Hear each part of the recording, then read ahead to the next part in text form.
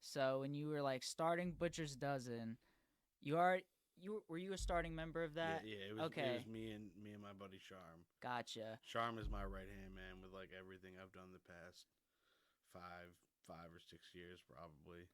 Gotcha. So I saw a post where you said you needed a vocalist, and this must be where you found Casey, right? It was Yeah. like tryouts at your house. Our tree outs.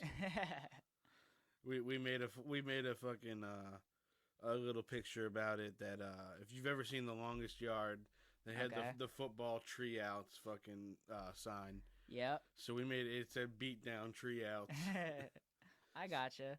So we actually had two people try out, and it was Casey and Taylor, and it was really hard.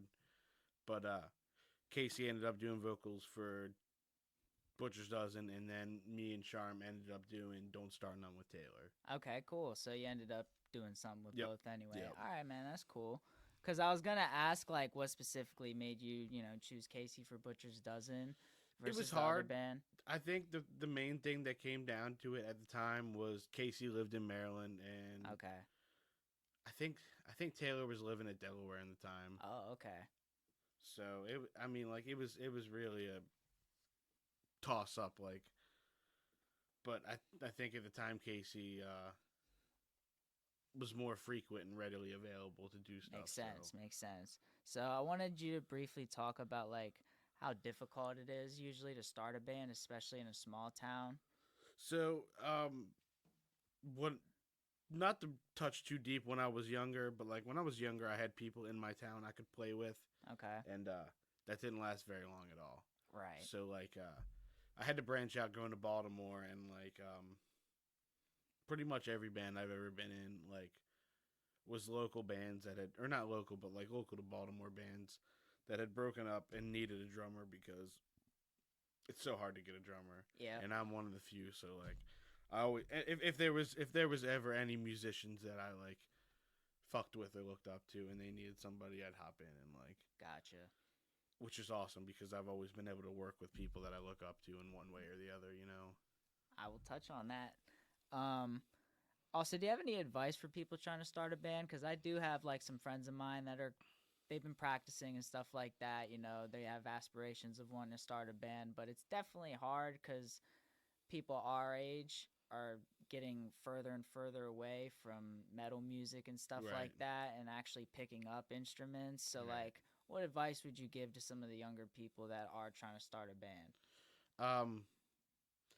So as dumb as it sounds, Facebook, Okay. like join local groups that have like, look up, say if you're in like Carroll County, look up like Carroll County metal or Carroll County hardcore punk rock, or like get once you get into a group or a local network online, you'll start to see show flyers, and you'll be able to see where to go. And once you go to shows, talk to people, Right. and once you get to know people in the scene, you'll have a network of people you can work with, and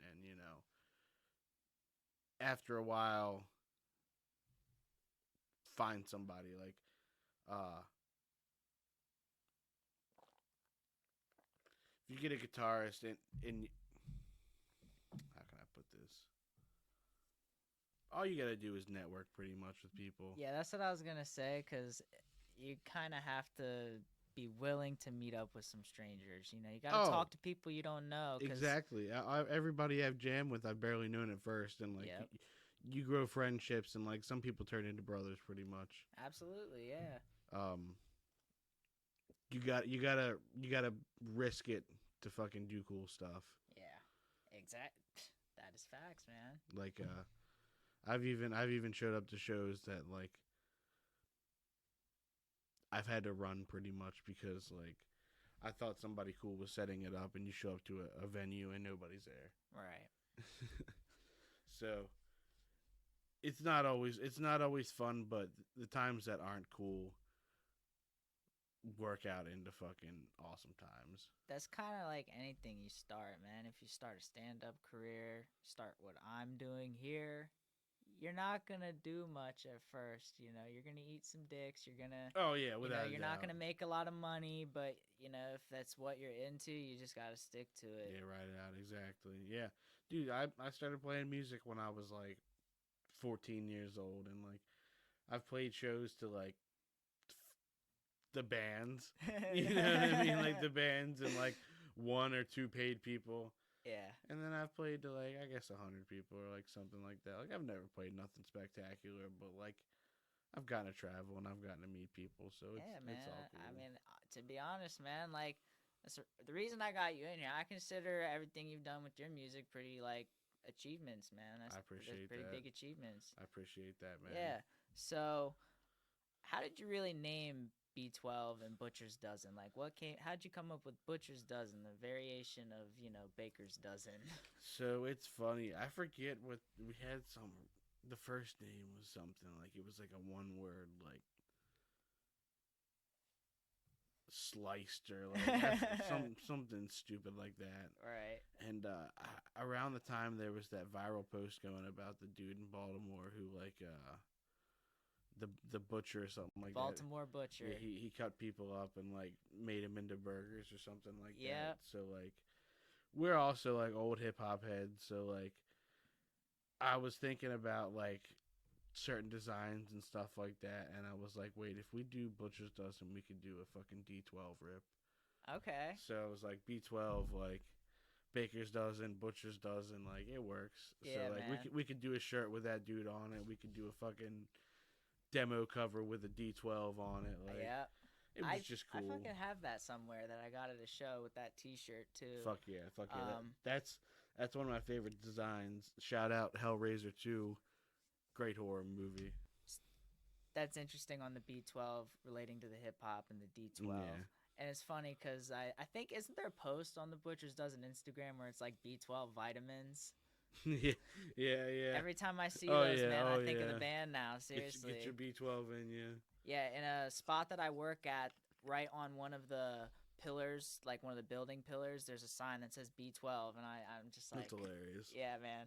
So, first B12 show, it was interesting because it looks like you had to change lineups a few times. Yeah. Because of, I guess, just struggling. Just with the working dates and people, stuff like working that. people out and getting it down right. So, if I'm correct, the first lineup was at the sidebar with Queensway, Sanction, Year of the Knife, and Deep Rest. Yep. Dude, that's a fucking great lineup. It was sold out. It was insane. Some of the most people I've ever seen at the sidebar. Right. And this was when Sanction was like huge. They were like working up to be what Knocked Loose is now, pretty much. Gotcha. Yeah. And Queensway is always fucking insane. Yep. That whole lineup, front to back, was fucking incredible, and we were so stoked to be a part of it. Yeah, Deep Rest is another one of my favorite local bands too. Oh yeah, we've grown up and known those dudes since like some of the first times I went to Baltimore shows and stuff like that. That's awesome. So like there's some people we've been playing with for a long time throughout various bands. Nice. Now, what is B12 style? B12 style is getting fucked up and doing fucked up shit and just getting crazy, getting wild, getting fucking live. I gotcha. It was always a fucking party whenever we played somewhere. Like,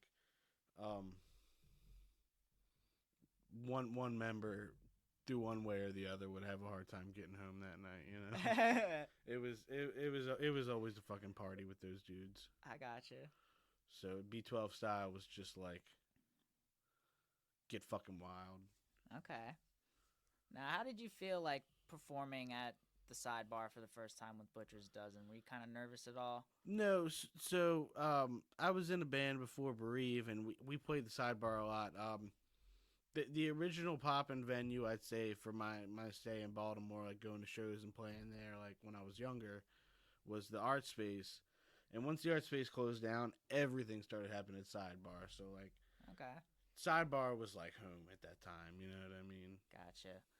So, like, when you did start performing early on in your earlier bands, how long would you say it took you to feel comfortable when performing?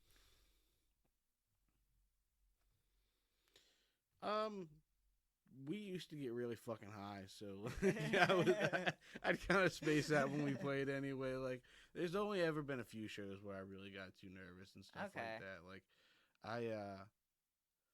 it's weird because like sometimes I have a hard time being outward with people and stuff like that. But musically and like performatively, I've always been able to just if I have to, shut out everything else going and just perform. You know what I mean? Yeah. So was it at like the bigger shows where there's like more people and stuff like that where that kind of happened? Yeah, and like more of when I was younger, I kind of got nervous, but like I said, it was only ever a couple certain instances, and that was really like depending on like what bands we were playing with and stuff like that. So now I want to talk about the B12 demo and like recording process. Now, was this kind of like more of a self-made project? So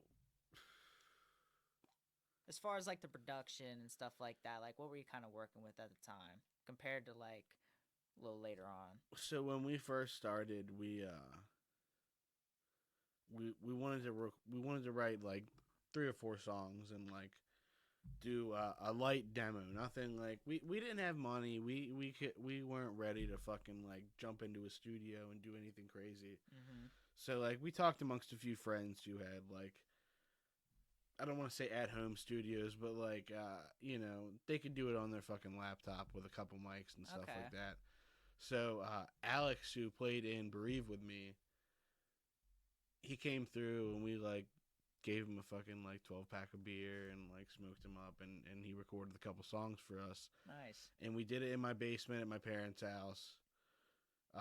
We did everything except for like main vocals in one night. Okay. Gang vocals, my buddy Tim. We had so much stuff that we ended up cutting, and like we even had my buddy Timmy do gang vocals and stuff like that, who like has no musical abilities ever or anything like that, and it was so silly and fun at the same time. Like, yeah, we had Charm trying to do vocals for the first time. We just had fun with it. Like, that's good. It wasn't too serious. Yeah, and like man. when we ended up putting them out on like CD or whatever, we did that all by hand. Like, I went out and I bought I think a pack of like 100 CDs in like slip cases at Walmart, and like printed out on fucking library paper the fucking art and stuff like that, and like cut it out by hand and all that shit. So like it was completely done by us for like fucking nothing, out of the fucking love of it, you know? Right. Now I noticed you had like different colors of album covers. You did the B12 in different colors. Yeah, the funniest thing about that, not only did we do different colors, every single fucking disc had some silly shit written on it, like it'd be like Shrek 7 or like just stupid shit, like anything you could come up with off the top of the brain. Like, we'd like be naming like bands from our area from like when we were younger, like New EP, and like Was this every single demo, or was it kind of just more the early ones? Because I picked up mine like kind of more recently, a few years ago. Honestly, I forget if we did every single one or not. Yeah. We also had I don't know how your audience is gonna be, but we had a special demo release edition where I made like a crunk core picture of the Las Vegas shooter dead. Okay. And there was like 10 of those, so there's some of those floating out there too. Yeah, no, dude, there is some. You know the brand? Have you ever heard of FTP? Mm-mm. So it's kind of like a skater streetwear brand, right? Now I was scrolling on the website, and he did a tee that said "In loving memory of Osama bin Laden," and dude, I was just like, yeah. I've always been a fan of like pushing boundaries and like doing shit to try to like fucking, I guess, piss people off or like scare people. I like it to a certain point. You know what I mean? I have a Consumed with Hatred shirt where it's the Martin Shkreli getting sniped. Yeah. Oh yeah. Yeah, I loved that when I saw it. I was like, yeah, and everything I do like that will always like come down to like either being a comment on the shittiness of whatever it is, or like, you know, Yeah. I try to do it tastefully, but also fucking offensively. Exactly. You know? So there's another brand. I listen to this group City Morgue, and one of the members has kind of a clothing line, Fuck the 2000s. Now, already you got fuck on the shirt, okay? Now, most of these designs, man, they're very, like, sexual, cartoonish, right? And I appreciate the designs, but, like, realistically, it's hard to rock that in a lot of public spaces, you know what I mean? So I ended up getting a shirt that just said the brand name, and it's like a Ghostbusters thing, giving a middle finger, and I was like, that's good enough, you know what I mean? Hell yeah. I didn't want to take it too far, because they had some straight up explicit shit on them hoodies, but it was cool. I hear that. I mean? One of my favorite shirts I got, my girlfriend got for me for my birthday a couple years ago. It says "Fuck you, I'm a juggalo." Like that explains it all. But right. It also depends on, like, you know, where you're going and like what you don't want to be rocking that in public if you're trying to make a good impression somewhere, but also at the same time if you don't give a fuck. Nowadays, man, I feel like people are more accepting with a lot of stuff. You know, you can wear a lot more shit out in public, because the amount of shit that people be doing nowadays, wearing a shirt that says fuck, people are just like, all right, I'll let it slide. I ain't gonna, people got fuck tattooed on their face and shit now. Say it. So I was looking on the Instagram, like I said, and y'all had a B12 Spotify playlist during the time of the demo recording where you had inspirations and stuff like that. I don't think the playlist is on Spotify anymore. If it is, I couldn't find it. But I looked on the cover, and you had Hatebreed, Dying Fetus, Dehumanized, and District 9. So what were some, like, other bands that are, I guess, of an earlier generation that were very integral to you growing up, and what made you do music? So the first big one was the Misfits. Okay. And, like, it's funny, like, because at the time, it was just punk rock to me, you know what I mean? Yeah. And, like, now looking back and seeing, like, the type of things they were involved with, they were with the hardcore scene as much as they were with the punk rock scene in New York. And I guess a big one that really got me into local music and stuff like that was Trapped Under Ice, probably. Okay. When it comes to, like, playing with hardcore bands. Gotcha. And Stout. Nice. And what are some, like, newer bands that keep you inspired to keep making music?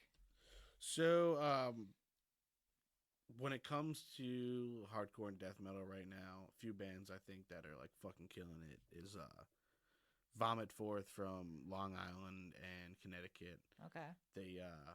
They were, I think they were on Maggot Stomp. They just signed to Century Media, and they're fucking crushing death metal. Another band out of Long Island that I think is fucking on top of this shit right now is Targeted. We've Butcher's Dozen played a lot with them. Okay. Throughout the time that we were playing, and they've only gotten better as I've known them. Like, over the last couple of years, they've grown a lot as a band, and they're fucking, right now, they're untouchable. Okay. And then another death metal band that has really fucking got me stoked on music and, like, a bunch of shit right now is okay, I hope I say this right, but it's Sanguis Sugabog. Okay. Out of Ohio, so they're fucking nuts. They eat mushrooms and fucking slam. So Gotcha. Okay. I'll definitely be sure to, like, try to get all these bands, like, an Instagram or something like that, because I want people to check all these bands out that are interested. For sure, dude.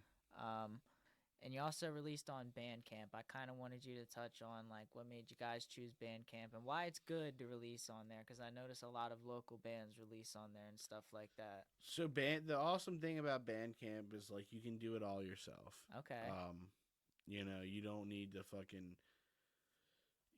go through some distro or some label to put your stuff online. You can just put it right up. Okay. If you have files, you can make a Bandcamp. Okay, so you just make an account. If you got files on your computer, just upload it. Exactly. And a lot of stuff on there you can download for free. I mean, you can donate. Right. If you want to donate to a band, you can definitely donate. But a lot of artists, like, since it is so, like, DIY and easy to do, a lot of stuff is just simple projects people put up that, like, one-time things. So, like, there's been a lot of music I've downloaded over the years for free and, like, easily through Bandcamp. Yeah. Now, we also got on Spotify, which was another story because Casey dealt with all that. Okay. I have no idea. It's like some DistroKid, I think, is the company, and you pay them like $60 a year or something like that to fucking. Yeah, Okay. yeah. It's kind of ridiculous to like think about paying to put your own music online when you're not going to make any money off of it. But at the same time, fuck it. Yeah, no, I was gonna speak on this a little later, but what are your kind of pros and cons on the streaming services? I would say that aside from not making money, really, when you're paying for it, you are getting that reach though from other Exactly, countries yeah, and stuff yeah. like that.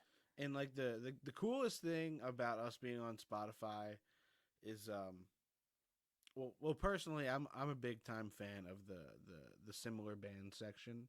Okay. And when Butcher's Dozen was on Spotify, through the algorithm, we got placed with a lot of my favorite bands and like bands Okay. that we were influenced by. So I think we got to reach their crowd and like stuff Nice. like that. So that was awesome. Like Yeah, for sure. Because when the algorithm does hit your ears, a lot of times you kind of tune out if it's similar stuff that you're into. You won't Exactly. even notice sometimes that you're not listening to the album you were just listening to. I've done that where I had an album on at work and it ended and I didn't notice till a few songs later and I'm like, oh shit, Yeah, I'm listening right. to a totally different artist. So yeah, that's good that you're definitely able to get that reach. Now for the demo, you had a 420 release show, right? Yeah. Yeah, so I noticed you've played multiple 420 shows. So like, Yeah. if you had any traditions and like any kind of fun shit you normally do on a I mean, 420 show.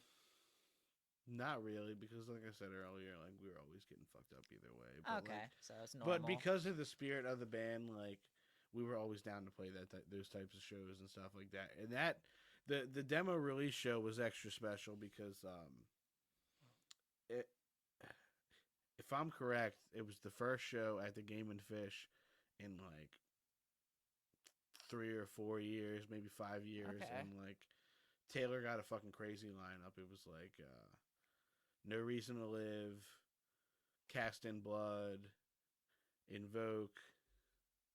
I think Sworn Enemy. Yeah, Sworn Enemy headlines. Nice. So like, nice. and I think that was the first time we played with Sworn Enemy, which seemed to be a theme in the Okay. career of Butcher's Dozen. But yeah, that was a really fucking cool show. We went and we saw Super Troopers 2 before that. It came out that day, so it was okay. it was an awesome 420. There you go. All right, now I want to talk about like a few of the references that I caught when listening to the demo. So on the song Reckoning, there's a breakdown where it's the lady, I think, where she's like, I cannot see, I'm legally blind, P.O.P. Yeah, we fucking that. So like I said, the early days of Butcher's Dozen was like me and Sharm just fucking chilling and like fucking around, but also watching a ton of YouTube and like funny ass videos. So like when it came time to put the demo out, we were like, let's sample some fucking funny shit. And that was a main one we used to watch all the time. Still in the streets, you You dig? dig? Yeah, I was at work. I heard that. I was like, oh shit. And then on Ill Intentions, I wasn't positive on this, but the intro, it sounded like it was anonymous. Was that correct? Do you know what I'm talking about? So honestly, I have no idea what that's from. Okay. It was some video that I think Dane or Charm had, but we played it and we distorted it. Or Yeah, it something was like like, that. okay, because it was like, we'll do whatever it have to takes, even if it means killing them. They chose their path. Fuck it. Yeah, no, I think it was just some random video that I think Dane found it, and it was through some true crime documentary. Okay. And he was like, "Oh, this is fucking hard." Yeah, just the distorted voice. I couldn't Yeah, quite yeah. pick it up. We had to switch it because I know like if you sample shit, you gotta fucking like switch it or shift it a little bit so like you can't get fucking copyright struck or some shit like that. I don't know how it works. I think you have to like only play like you can play a few seconds or something Right. like that. Like you just can't be like doing it outright. You know what I Yep. mean? Like Yeah, you got I hear you're that. like you said, you got to have some form of mix in there. That's how a lot of reaction channels work because Gotcha. they pause the video, give their feedback during the content. It's technically like not the full content. Okay. You know what I mean? So it's like that same sort of thing, I guess. So now Paranoia, y'all recorded that at Ironfoot Studios. Was that like the first time that you guys kind of worked with more professional equipment? This was probably like the craziest shit I've done, in studio wise. Okay. And not that it was even like a full studio at that point, because like Chris was working out of his parents' house. Yeah, I kind of noticed that. I was looking at the videos and stuff like that. I know he's upgraded his shit a lot, so I don't know how far advanced it is. But Chris plays in Texas, or he plays in The Ghost Inside. Oh wow. He also played in Texas in July. Oh shit. But okay. he also played in like one of our favorite local bands back in the Mount Airy days, Behold the Flood. But like, so I actually played, like, when we recorded that shit, I played on the drums of the dude from The Ghost Inside. Wow. So like, it was kind of a mind blowing experience. Yeah, man, I like, bet. We in the computer room, there was like some fucking metal award he had and shit like that. It was kind of unreal, and like,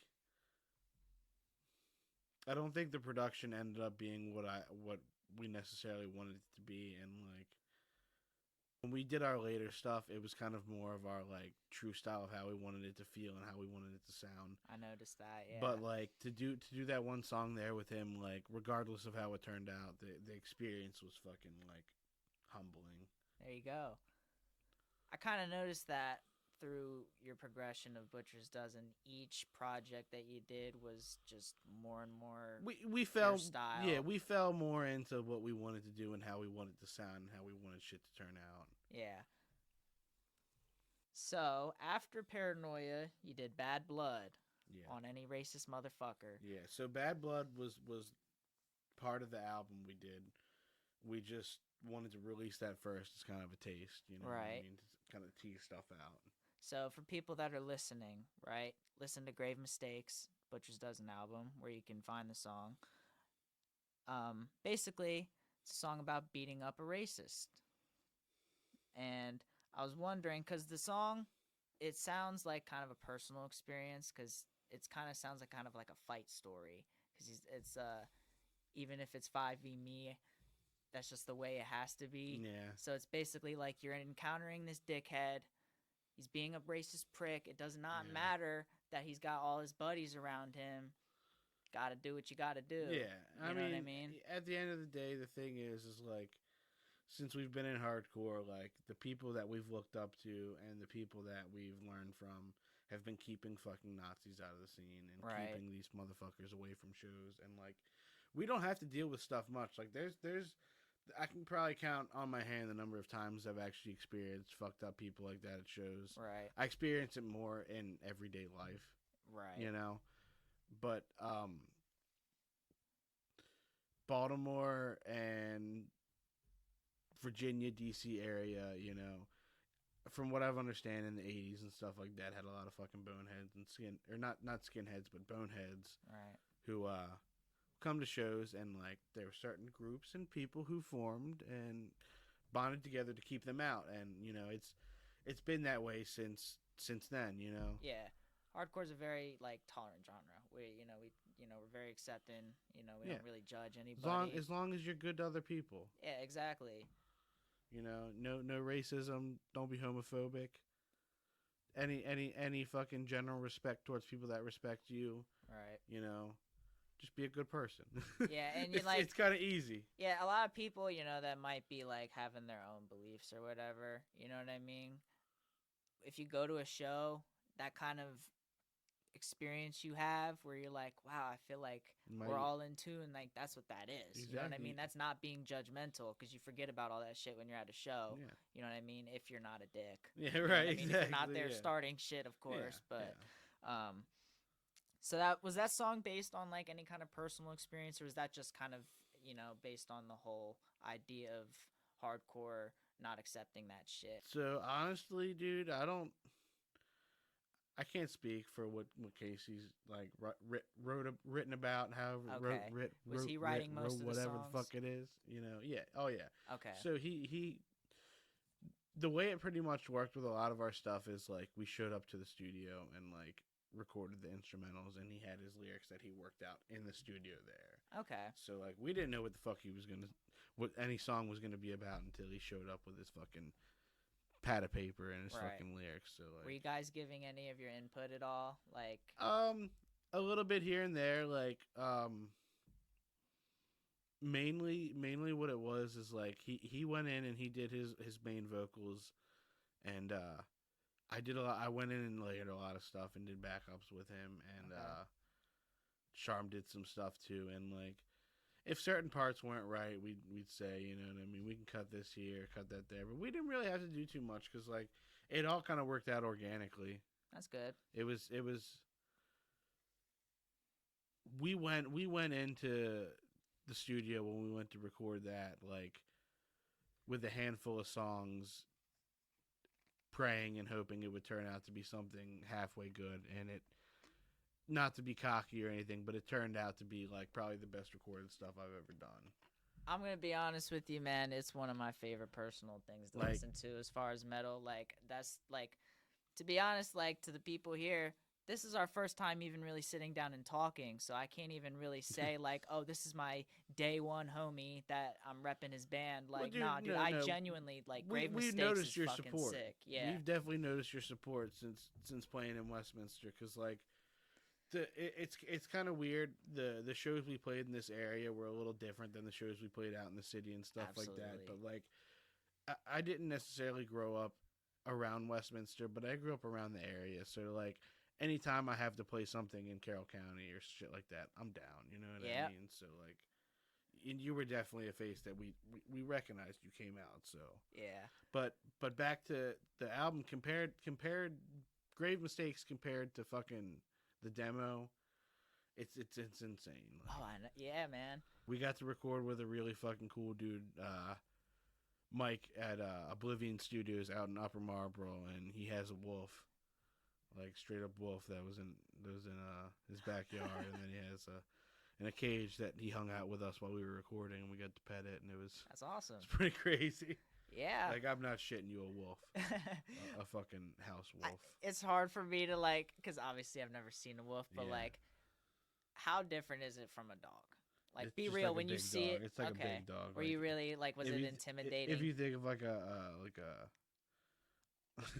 I don't know breeds, but if you think about dogs that look like wolves, but imagine them the size of like a deer, kind of. Oh shit! You know? Okay, so they're that fucking big. Yeah. Damn. But it was I think Ghost was his or her name. I forget. And it was so sweet. You'd have to be paying attention to it or it'd start whining. Oh man. All right. So the song Bad Blood in general, it's kind of fitting tune, for the whole kind of racial tension that's been rising nowadays. I also wanted to shout out the Civil Unrest EP Deep Breast did, because that was another album that came out right around the whole George Floyd thing that happened. For sure. And it's very outspoken on that topic of racial tension, and they do a very good job of describing it. So, same thing with Bad Blood. You sampled Tommy Wright III, Murder in the First Degree for the intro, and also Ghetto Boys Size Ain't Shit on Cloud of Misery. Yeah, so I don't Tommy Wright, it's good. I haven't dove too deep into that Charms thing, but okay. Ghetto Boys is my fucking shit. Yeah. Rest in peace, Bushwick. Absolutely. The originators of horrorcore, which is my favorite style of rap. Okay. So. Yeah, I've dove into that a little bit, just watching stuff on YouTube. You kind of get into that whole side of the early. Their early stuff is brutal. Like, not to be graphic again, but like they got songs about like cutting up bitches and like like same as like early 3-6, that like dark and evil, like menacing shit. It always stood out to me when it comes to rap, because like not a lot of people did it. Me growing up, I grew up listening to classic rock. Ended up getting into like deathcore, stuff like that, all sorts of death metal and stuff like that in like 4th grade. I hit an emo phase in elementary school. Right, okay? I hear that, man. And let me tell you, it wasn't popular. Right, okay? Exactly. Yeah. I've been there too, man. So it's like I definitely was the outcast for that, and that's how it happens around here, man. Like, if you're not into like country music and fucking tractors and shit like that, Yeah. You kind of growing up around here, you kind of turn to like alternative stuff. You know what I mean? Yeah, and I guess it is getting a little more like progressive, I guess, but at the same time, it's all kind of fake and trendy. Oh, yeah, You know what I exactly. mean? Like, dude, I noticed on the internet everybody was using this Nirvana song in their shit, and I didn't know why. And then I saw the Batman, and I was like, oh, that's fucking why. Oh, Yeah, okay, y'all don't. yeah. Okay. Right, You know, exactly. like yeah. everybody now likes Fleetwood Mac when a dude's riding a skateboard. You know Yeah, what right, I mean? exactly. Yeah, It's like, you wear a Nirvana shirt in middle school, you're the weird kid. yeah, man. Literally, fucking, it's so crazy because there's all sorts of shit that I did, and it's like, it doesn't get me that mad now. But like thinking back on it, there's all sorts of shit that's trendy now that people were making fun of kids for. Yep. You know what I mean? Yep. Like, let me tell you, it wasn't cool when I painted my nails black. You know what I mean? I did that shit in elementary school. Wasn't cool. You know what I mean? right. No exactly. dudes thought, no girls thought that was fucking, pushing gender norms. Nobody thought that shit at the time. You're just you know fucking what I mean? weird. Yeah, it's bullshit, man. Definitely. So, how much is rap influencing you in making your metal music, kind of speaking on the samples and stuff like that?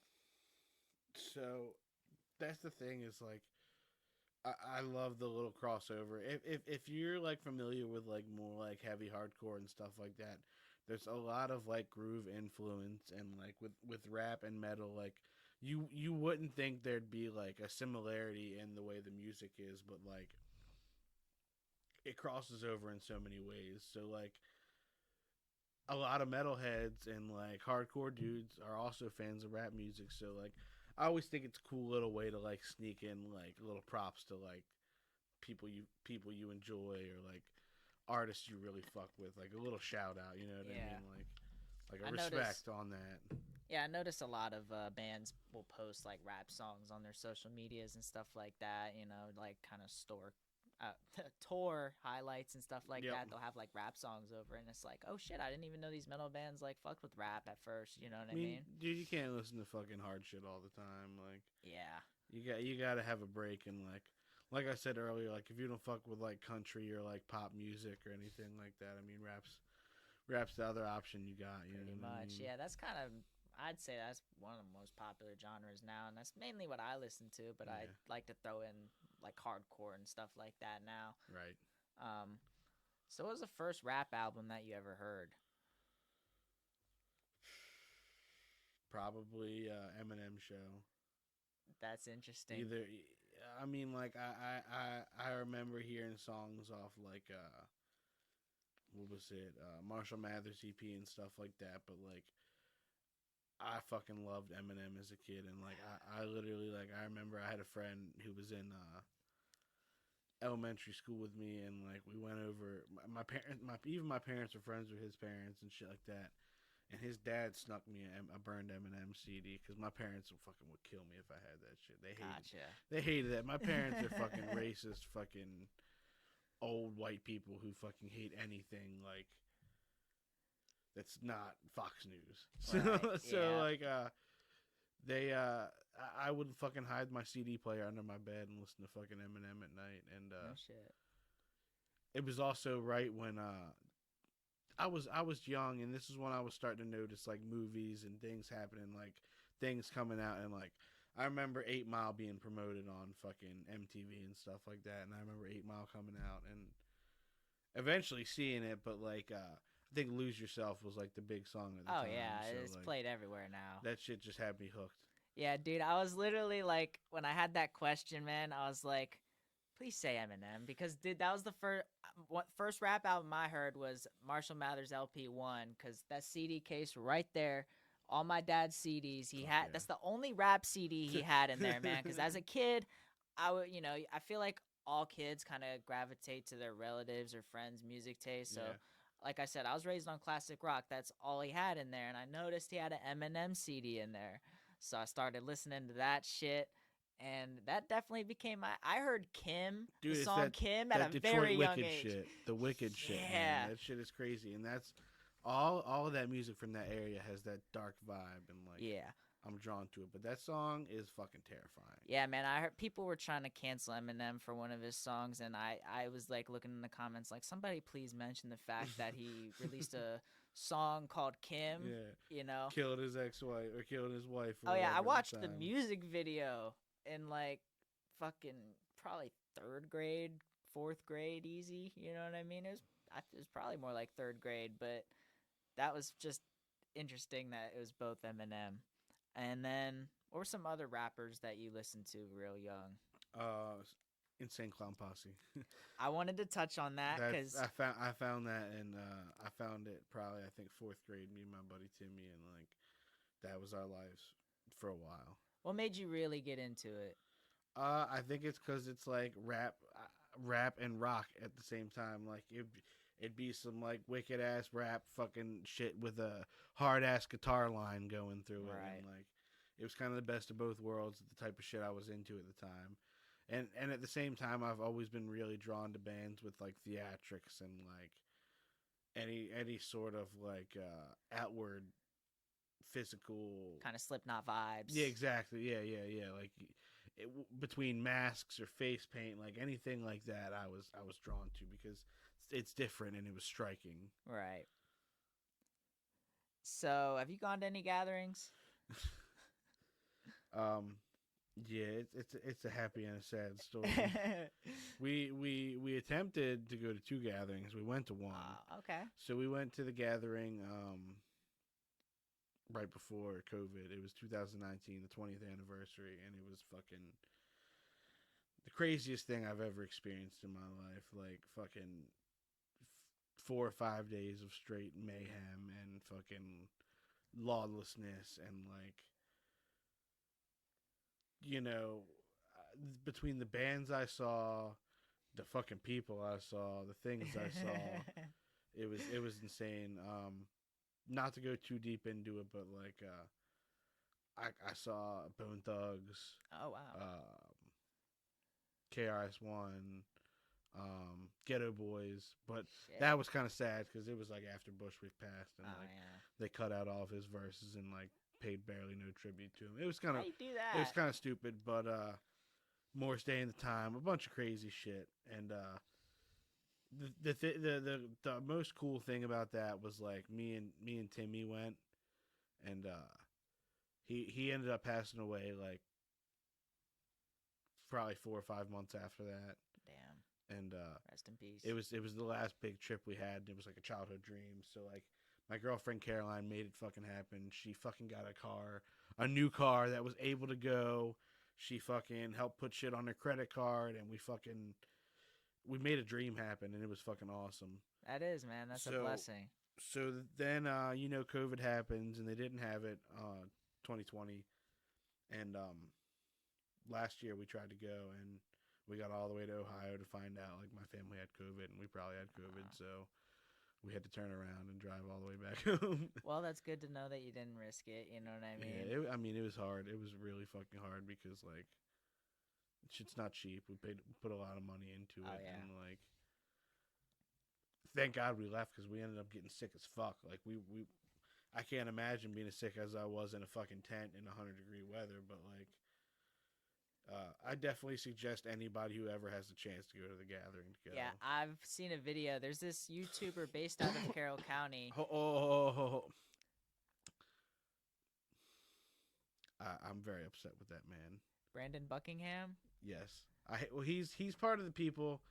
Okay, so I'm gonna get real about it. Okay, go ahead. There's a certain group of people who go to Juggalo events to fucking expose the fucking shitty people and like make us Juggalos look dumb and fucking. Gotcha. Like, You felt ridiculous. like it was that vibe with him. I didn't watch it. I watched like a clip of it and turned it off because like I'd seen those videos and like I understand it. It's fun to watch and like these people are crazy, but like I think that's what perpetuates the idea of like Juggalos being fucking shitty people. Right.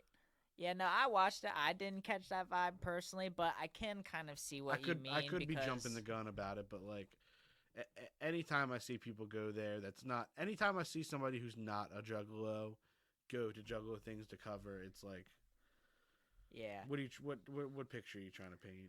Yeah, that's kind of his thing though. If you check out his channel, he's gone to all sorts of spots. I used to sell fish to that dude at Martin's, and I thought the thing is I should have known he was a YouTuber when I saw the way he looked. I gotcha. So you've actually seen him around. Yeah. So like, But just so people know, don't judge Juggalos off YouTube videos. Yeah, no, don't judge anybody, man. Yeah, no, because I definitely did see some wild shit. But at the same time, man, because he was asking everybody what, the gathering and what it's all about. And pretty much everybody was like, family, shit like that. Yeah. Like, and it was just a very good vibe that you felt there. Even with all the weird shit that you saw, it was like, I definitely could see it as a very cool place to be for a few days. For You know sure. what I mean? It's policed by the people there. Like, you can do what you want. Like, don't bring heroin, don't bring crack or Say meth what or you shit will, like but that. that's your modern Woodstock. You know what I Exactly, mean? Like, you got to exactly. appreciate events like that while they're still around. You know what I Yeah. mean? There's not much of that anymore. Exactly. Yeah, no, without a doubt. And that's the only downfall I'd say to the gathering now is like the whole like rave scene is kind of like kind of jumped into it. So like you have your like quarter of the people there, maybe like a third of the people there now going just because it's a music fest. Right. Not because they're juggalos, Yeah, that's. But the that thing. happens. It happens when you have such a long-standing fucking festival that runs and it's like so big. I mean, like, what other group has something like that? Yeah, and I'm sure people hear all these wild stories and they're probably like, "Oh, I have to go, even though I don't know anything here. Let me go and just experience it." Yep, without a doubt. What's some rappers that you like nowadays from the modern generation? Dude, I don't keep too much up with shit. I gotcha. I don't blame you. You know what I mean? There's not much that really sticks true to the old stuff. I think the last rapper that I really like dove into that I really liked was Benny the Butcher.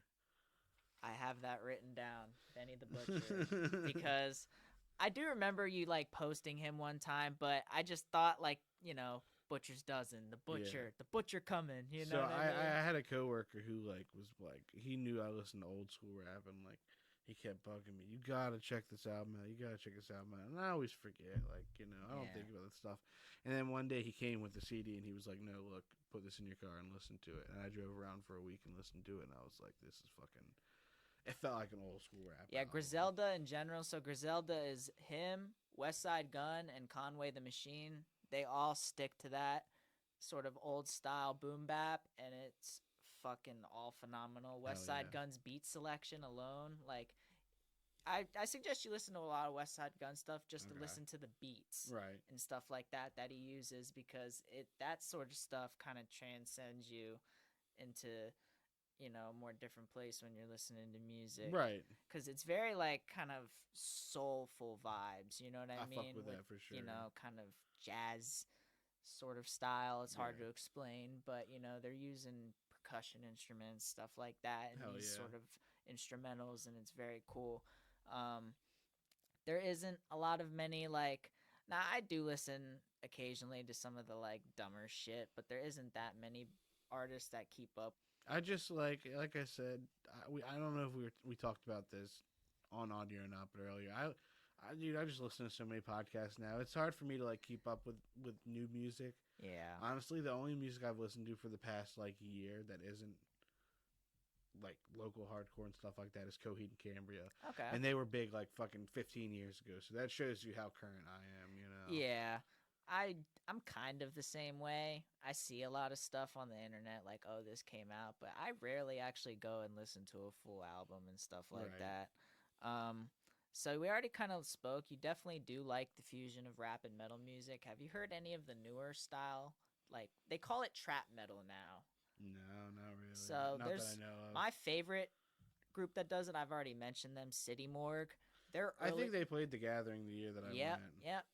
Their earlier stuff definitely has more of the metal vibes and stuff like that. Zillakami actually had Corey Taylor not feature on a song, like he didn't do vocals, but he did like an intro on his solo tape, which was pretty cool. That's sick. Yeah, so they're probably my favorite that do it. And then there's a lot of more like solo artists, like Scarlord, Ghostmane. Ghostmane's pretty sick too. Yeah, so I know he used to play in like some hardcore bands and shit like that. So respect to that. And he actually does. He has like 2 hardcore EPs, I think, with a few tracks. I think he was at The Gathering too. Now that I think about it. Yeah, because the dude playing drums for him actually played in Twitching Tongues for a while, so that was pretty cool. Yeah, it's good to know that kind of stuff is genuine, because for sure.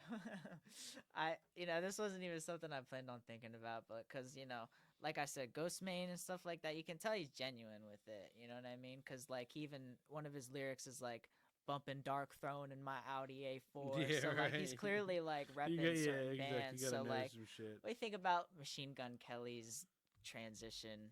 You know, just because a lot of people would say that isn't genuine because he's, you know, what kind of rock shit has he shown in the past? You know what I mean? So I don't listen to it, and like I don't pay too much mind to it. But I'm not about to hate on him because like Yeah. I know even back like he was in SLC Punk 2, probably like 6 or 7 years ago, like playing some punk dude with a mohawk and like Okay. you know. Not to say nobody knows what the fuck that dude has like taken interest to and how much time Yeah. he's spent investing in like what he's into. So like if you want to fucking play some like watered down pop punk whatever, like fuck See, it, the dude. pop side of it is where I lose it because Yeah. it sounds too pop music like to me. I don't like it, but like at the same time, I definitely feel like if that's what that dude likes doing, then fuck it. Yeah, people just nowadays like hating him for no reason. Yeah. You know, I never really dissed him. I think he's a pretty cool rapper. You know, he's got some good songs. You know what I mean? Honestly, the only shit I know is I remember the Wild Boy song. Yeah, Till I Die was a pretty good one, but there's some like recent new ones. Like Loco's a pretty good song. You know what I mean? Okay. I'm not comparing him to like Benny the Butcher. You know what I Okay, mean? He's right. not like a genuine spitter that could hold Right. up with some of the greatest, but he's got some songs that sound pretty good. Right, You know what I right. mean? Like, guy makes pretty good music. You know, Gotcha. I can't knock him. Right, exactly. Yeah. Now another thing I have that I wanted to talk about. Now, mosh pits at rap shows. Okay. Now I just want to say, these kids, they think they're getting lit at these Cardi shows. They think they're going to see Playboy Cardi, and these mosh pits are insane. What do you have to say about that? Be careful. Be careful. That shit is more dangerous than any fucking hardcore metal. I mean, I guess metal's the same thing. When you just get a bunch of people and you're pushing each other around and like thrashing about, like people are gonna fall down and get fucked up and like I don't know. At least at like hardcore shows, like if somebody's getting hurt, it's intentional. You know what I mean? It's not some shit that's just gonna happen like randomly. Yeah. I guess it's not always intentional at hardcore I feel like shows, but rap- like it happens fewer as much as you would think it would happen more. Yeah, and I feel like at rap shows, you know, first, this new generation isn't used to moshing. First of all, and they're Yeah. not really. It's like they don't know the proper etiquette because when these kids are falling, they're not picking Yeah, them they're up. just jumping on top of them. Yeah, you know, well, it's like they're just completely disregarding them. You Yep, know what I yep. mean? And it's like, ever since I heard about mosh pits and I heard about them the metal way, okay, etiquette that I heard, someone falls, pick them up. Yeah. You hear that at shows Right. all the Yeah, time. You go to literally. shows, they say that shit. So it's just like seeing like the Astro World situation. That shit it's- was like astounding to me. I was like, It's just people trying to do something that they're not cut out to do. I think, or trying to do something that is unnecessary. Like, go to your shows and watch your people and enjoy it. You're paying fucking $250 a ticket. Like, why don't you grab a fucking chair and like get a sandwich in a fucking wine glass? Like, yeah. why are you jumping up and down like a fucking dummy? I don't know. Yeah, my whole main point with that was just like, I feel like in general these kids aren't going as hard as they think they are, because I've No. literally like I've gone to hardcore shows, I've gone to metal shows, like I've seen real pits. Like it's not what y'all are doing. You Yeah. know what I mean? No hate. You know what I mean? Because like it's still like a push pit. Push pits are still. I mean, people Yeah. fall and it gets kind of rowdy depending on the show. But like in general, you know what I mean? You see like the weaker pits. Like compare a weak pit at a rap show to a weak pit at a metal show. It's like Right. still more Yeah. intense. You know what I mean? Dude, with like hardcore dancing, it's the type of shit that like you literally don't understand it unless you fucking do it. And like Yeah. that's how it is. It like, some people get it, some people don't get it. It's dancing. Yeah, it It's took fucking- me a while to really get into the more hardcore dancing style. It Yeah. like, especially to even hop in those kind of pits. You know what I mean? It took me a second, because a guy like me will get trampled very Yeah. easily. And I could, I've been in push pits and stuff like that, but I wasn't used to people kind of like swinging their limbs about. So, Yeah. and I was like, ooh, let me figure out how to maneuver this a little bit. You gotta and it take your just, bumps for a little bit, but like the thing is, like 9 times out of 10, nobody's really trying to hurt you. No, honestly, I've only been injured like once at a show. It was at Mosh Against Addiction in 2019. Um, big dude, bigger than you, and I'm a thin guy. Yeah, So you're compared to right. me, You're you're a right, big yeah. dude. So getting pushed towards me. Now I'm thinking, right, what are my options here? Push him back, move to the side, crouch down. Definitely not crouching down. It's kind of a bitch. I ain't trying to do that. Let me push him. Crushed my finger like when you catch a basketball Oh, wrong. God. Yeah, Oh, I thought man. I just jammed my finger. I shake it off, keep moshing the whole night. Sam, he's there, he's doing flips, so I try one. I do that with my hand. Oh, yes, it Fucking made it hurt even my worse. tailbone, Oh, all that God. stuff. Yeah, no. So that was I legit tore my tendon in my hand Oh, though. hell, man. I didn't find out till the next day. That's I rough. woke up, couldn't move it, and I was like, Jeez. Yeah, it was cool though. I still got the little brace. Yeah. I wasn't upset. I was literally like geeking in the urgent care. I was laughing.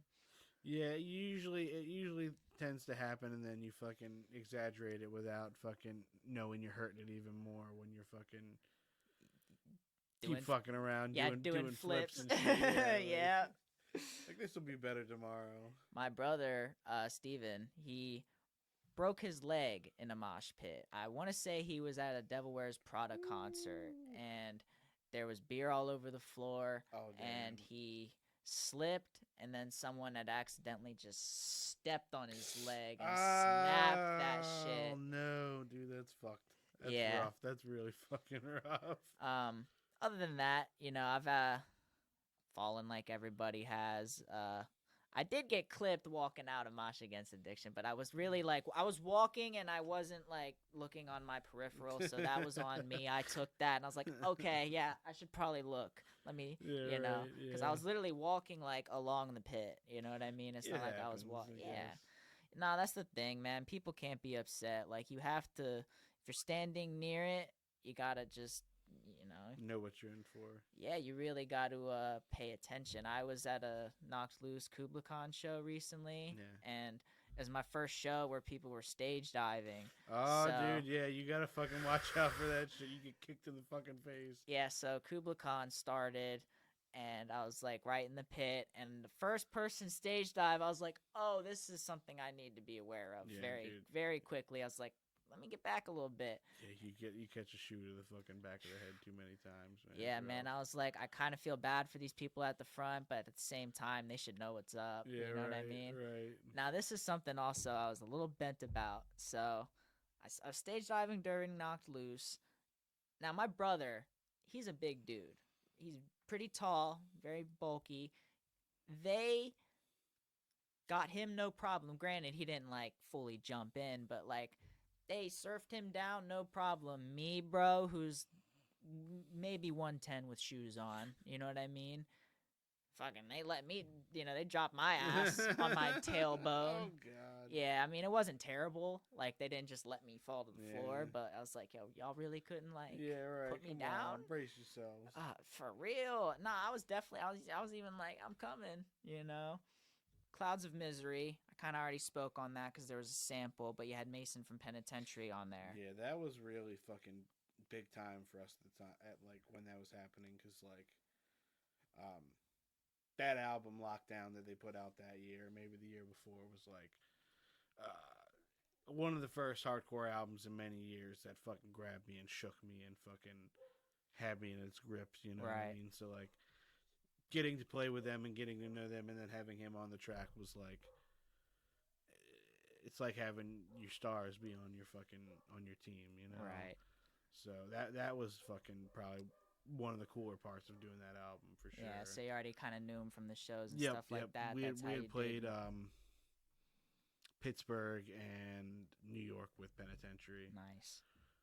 and partied with them dudes and fucking got to know them. And Mason ended up being a fucking awesome dude. We actually played So it was supposed to be his last show with them, but it ended up being their last show. Oh wow. After, because Chris ended up passing over COVID. So, but that was in Chicago, and that was that was pretty much like the weekend before the world shut down. Right. They had Bovice had us out for their record release, and it was a big penitentiary show, and it was epic. Yeah. For sure, epic. Even more epic when you kind of don't know what's about to happen and stuff like that. It makes you appreciate it a little more, I bet. Right. Well, the thing is, like, we really didn't know it was getting to be too serious at the time. Like, yeah, nobody did. People had started kind of wearing masks and shit like that, and like I was even joking about wearing a mask on the trip, like, oh, should I wear a mask? And then like, little do you know, fucking 2 weeks from then, you gotta wear a mask for a fucking year. Yeah, dude. I mean, that was like me. I was in my senior year. It was like, oh, fool, we're getting 2 weeks off. Say less. Yeah, right. Oh, you mean we staying home? Okay. Yeah, I can't. Yeah, I thought many times while it was happening, I can't imagine what it'd be like to be in high school and to be young, like going through a time like this, like such a big cultural shock to the fucking world, you know. Man, it's so funny because, like, I'm gonna be honest, I kind of have a hot take on that. That shit was mad easy, yo. Oh, yeah, I don't know what these kids are bitching about. I'm sure you didn't have to do nothing. These kids are soft. Like, did you do the Zoom classes and stuff like that? Didn't have to. They uploaded it on Google Classroom, and I've always been pretty decent at school. You know, I'm not going to say I definitely wasn't straight A's. I maybe got straight A's once, and that's because I was at like kind of like a alternative school, and all the classes were easy. Yeah. So basically, I uploaded it to Google Classroom. I'm pretty decent at school, so I would do all that shit in one day, and then play video games like fucking other 4 days of school. So, and that's the thing, you know, everybody in school, all people bitch about is being at school. They got to be at school. And now that y'all get to do this shit at home on your computers that you know how to use and take advantage of, like, I get it. You know, maybe people couldn't see their friends, but at the same time, that's pretty personal. Like, you can go and fucking see a friend of yours. Yeah, right, exactly. Social media, y'all are able to talk to each other more than ever. It's just like, you know, and I get there's people that genuinely, like, have their own issues. They need to be around people. I'm not talking about that. I'm just saying, like, all these fake kids. And that, like, I actually wanted to speak on this when we were talking about Bad Blood. I kind of skipped over it because it was like a note that I wrote in last minute, but there was lyrics. It was unlike you, I don't have this safety net that lets you sink this fucking deep. It's like a lot of these kids, you know, their safety net was never broken. So it's like, I guess maybe this was the first big thing that ever happened to them, man. So, like, do you think it's important that, you know, you kind of not go through like really fucked up shit, but like you get a little shake in your life to really kind of know what the bad side is? You know what I mean? Kind of give you some character. Yeah. Well, the thing with COVID is like it's the first break people have ever had in their lives, and you could do two things. You could use it to let yourself grow weaker, or you could do it or you could grow and make yourself stronger. So, you know, people either went two ways with it, and it's unfortunate that a lot of people let them grow weaker, but there's also people shining because they had that fucking break to fucking work on themselves. And I didn't really think about it like that because really I guess a lot of people get distracted from work or school or whatever. They don't really have time to think about all the shit they got in their head, you know, or people just don't take the time to process it. For sure. So, you know, if people don't decompress at the end of the day and really go like, man, that shit was fucking bullshit, you know what I mean? Smoke one out, drink it all builds whatever. Up. Yeah, if you don't let that out, and then you finally have time to yourself and you realize all that shit, I can actually see that now. But I'm just saying, a lot of people got to really appreciate what they got, you know? Oh, yeah. Because, like, I looked at most of the things that happened to me during COVID. Granted, I didn't have anybody in my family get very sick or anything like that, so I can't, you know, speak like that. Mm-hmm. But as far as, like, you know, having to stay home for school, stuff like that, I mean, let's be real. I was getting unemployment checks because I was working at the mall. Okay. I was getting unemployment checks, man. $600 a week as a senior. Yeah, it's awesome. You fucking playing? Yeah, you got it made, right? Yeah, and I'm at home playing Xbox because I already did all my assignments. Are you shitting me? Yeah, what more could you ask for? Yeah, man. It's like getting leave as a senior. You know, you get to leave early and shit like that. That's the thing. A lot of people got the fucking claim unemployment and shit like that. I worked through it all. Yeah. You know, it was very strange. Like, I got to pretty much watch the world like die off for a little bit because everybody stayed home. But, like, we had to go to fucking work, and like I'd stand there for hours and barely see anybody. There was times where I was working at the grocery store during COVID that I would just shut down and leave like 4 hours before I was supposed to be off. Damn. And, like, nobody would say nothing because who the fuck was there to see? Yeah, you know what I mean, that's true because I mean, really, I didn't go out. You know, I lived in a household where people are, you know, my mom's a nurse, things like that. So it's understandable that, you know, medical concerns are a thing in the household. Right. So, you know, we didn't really go out and do much. I think we went to the store with our masks on, stuff like that. But yeah, you definitely noticed less people everywhere. And seeing cities like LA, shit like that, where the highways were just completely empty. Yeah, some spots definitely looked like a fucking movie. Yeah, for real, like a zombie apocalypse almost without the zombies. Yeah, we're pretty. Carroll County's a pretty small place, so it's kind of harder to tell out here. So we kind of have to look at other places to be like, oh wow, shit is really bad out here. Right. We it never got too bad around here. We got kind of lucky. Yeah. Well. Yeah.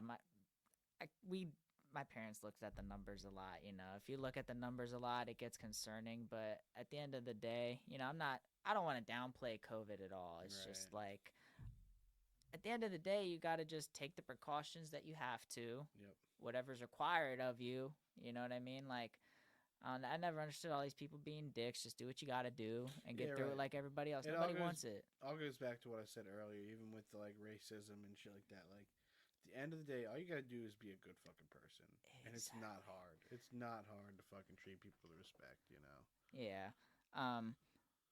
Now, to tie back to having Mason on there, I noticed the Ghetto Boys sample. The lyrics were, I've been a stupid-ass motherfucker ever since the penitentiary became my residence. Yeah. Was that a reference to penitentiary 100%, being on there? 100%. Awesome. I was listening to Ghetto Boys a lot that summer, and I heard that, and I was like, all right, we got to fucking throw that on the song with me. Yeah. That kind of like, I caught that a little later on. I was like, okay, I got the Ghetto Boys sample, and then I started thinking about it. I was like, wait a second, penitentiary? And I'm like, oh, shit, okay. 100%. Is there any other people in bands that you plan on working with in the future that you want to speak on or that you'd like to? There's nothing. I have nothing set in stone. I mean, like, there's always, like, I have my dream list of people that I'd love to work with, but, like, I have talked to none of them. Like, I think with Justifiable Homicide, it being a concept band, I want to, like, write in characters. Okay. And, like, it would be cool to have certain people do, like, certain characters as guest spots, you know what I mean? Like, dialogue or things like that. Okay. So, like interludes and things like that? Not even just that, like, just as in, like, if I'm, like, the lyrics are, like, about the main character through the story going through something and meeting somebody along the way, whether it be an enemy or a friend, you know what I mean? Right. That person doing a few lines in the song. Okay, as, like, back and forth. Introducing that character into the story. Okay, now you were speaking on how penitentiary working with them was very, like, big to you. Like, what were some other bands you've performed with or even worked with that were also, like, big to you? So, I think the first time, there's only one other person I can kind of speak of on, like, a guest spot or something like that. But when I was with Bereave, one of my favorite bands at the time was Old Wounds, and we got Kevin on a song, and I actually wrote the lyrics that he did. So, like, hearing one of my favorite vocalists deliver lyrics that I fucking wrote was, like, mind-blowing. Right. Now, when it comes to working with, as in playing shows, I've played with a lot of incredible bands that I've looked up to, like,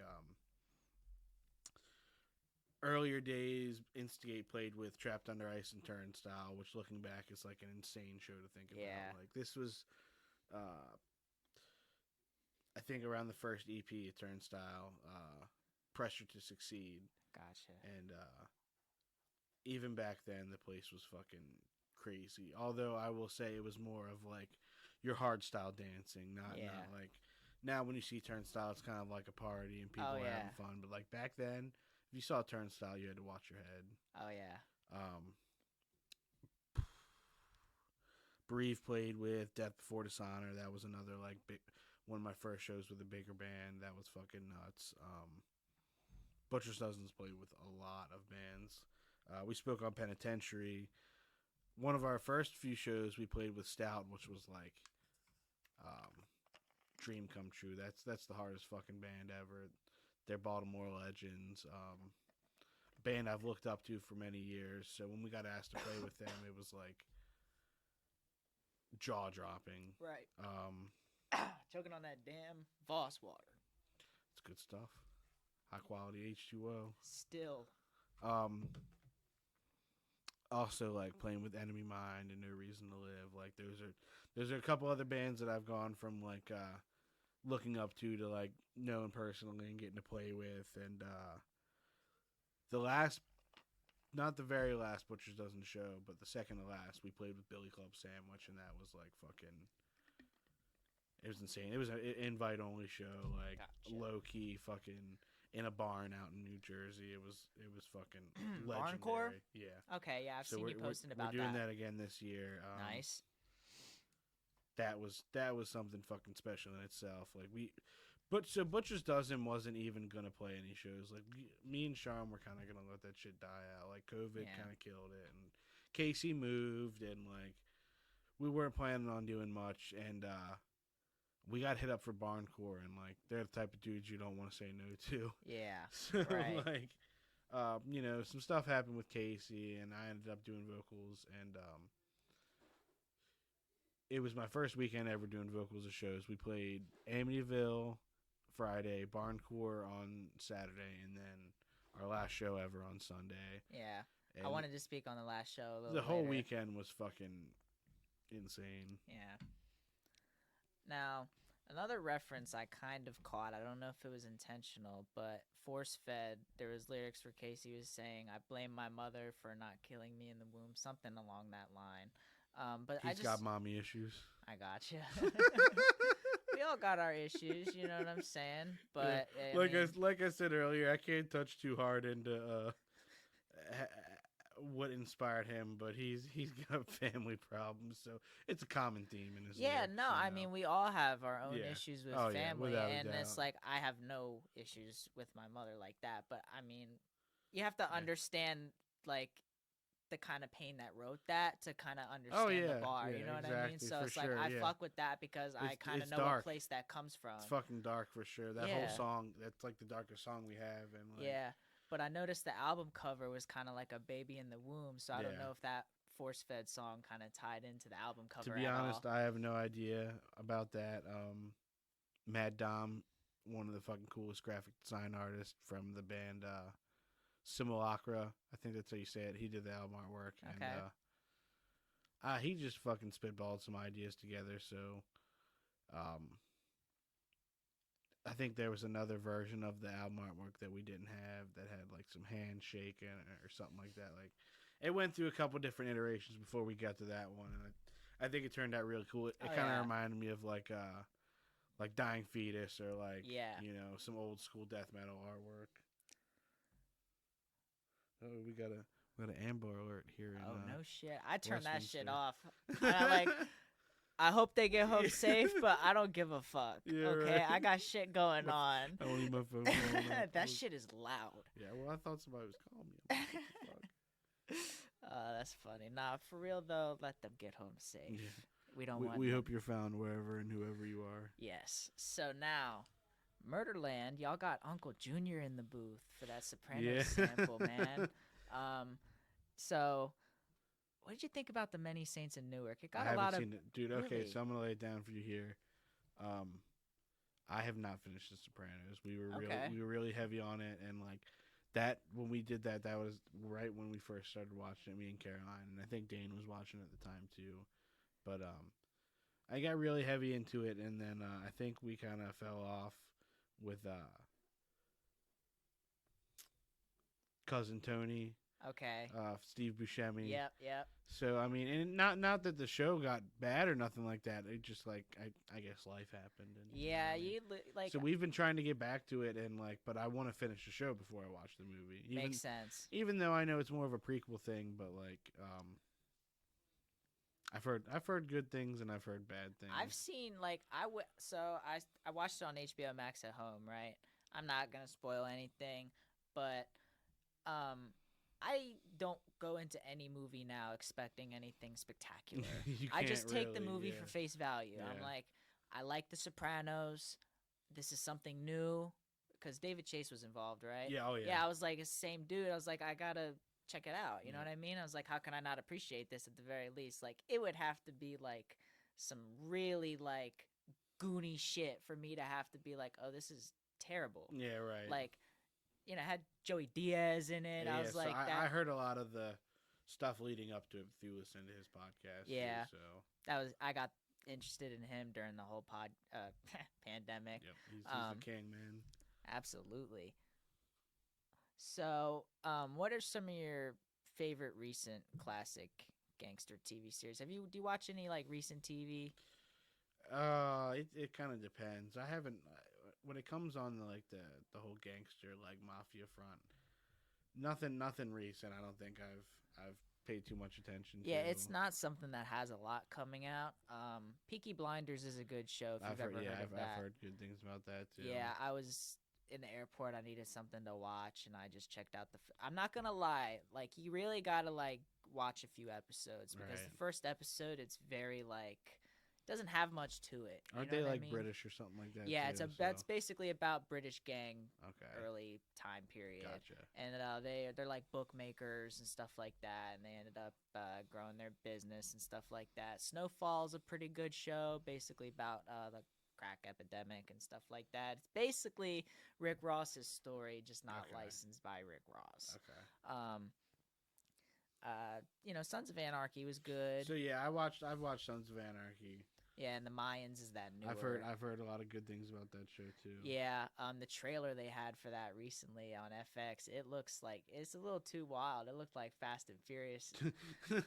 not like the show itself looked like it, but just how they did the whole graphics. It was like lightning Production, bolts. yeah, I was like, this production-wise. looks wild. I hope. all extra ass shit. Yeah, for sure.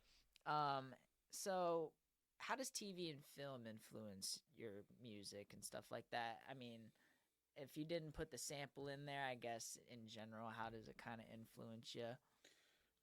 So my whole life I've been like obsessed with TV and movie. Like that's my shit. Like I got a love-hate relationship with life in the world in general. So fucking TV and movie has always been my escape when like For sure. times are tough. And like musically, I don't know. Like as a drummer, like there's not too much besides like watching movies based on musicians or artists that I love. But as a vocalist and as a creator of ideas for music and stuff like that, horror movies is like it's a whole plethora of like content to pick from to fucking like you can get inspired from so much when it comes to like horror and within the past 100 years of scaring people and getting scared. That's pretty much the next topic I'm getting into.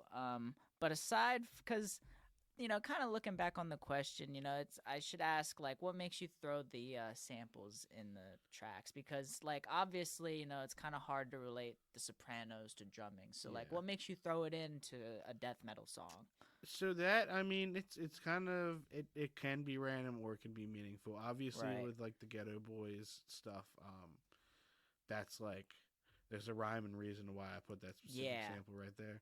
But then other stuff like my whole life, as I watch movies and TV, I'm waiting for like, you know, dialogue of like certain snippets to be like, oh, I could put that in a song. Or so I have a whole fucking like life's worth of catalogs of people talking in movies in my head that I'm ready to be like, well, we can throw this here, throw that there. So it doesn't always have to make sense in it. More of just like when I was young, the music I was listening to was fucking non-stop samples. Like, you know, you got a movie sample at the beginning song, a movie sample at the middle, and a movie sample at the end. So like I came up on shit like that. So like my brain just automatically works towards like that would be cool to listen to in a song, or that would be cool to hear it before a breakdown, or Yeah, it's definitely like it's one of my favorite parts about the Butcher's Dozen in general because I was very familiar with Grave Mistakes, so I really, was familiar with those samples and stuff like that. And I was getting prepared for this, and I was listening back to the demo, and I caught the other sample, and I was like, oh shit! I was like, there's been a thing, you know what I mean? Yeah, we came up on music like that, so like, I definitely think it's a big fucking part of when I produce music. I want to throw some shit in it. Right. I forgot to mention this, but talking about when you used that Reckoning sample, the lady who was I'm legally blind. Yeah. I noticed you use a lot of memes throughout your social media pages and stuff like that for like flyers, stuff like that. Yeah. You'll throw them in there and just in general. What are your favorite, like some of your favorite memes and culture references that have happened? See, that's the thing. That's hard. When you sent me the thing to think about that. Yeah. It's kind of hard. Like, yeah. I could have maybe like worded it different for memes. Well, the thing is, I understand your question, but at the same time, I think the reason I post so much stuff and like make flyers and like post people's faces on things and like silly shit like that, there's not certain ones that stick out, and more of it's just a way to get people's attention now, right? Because like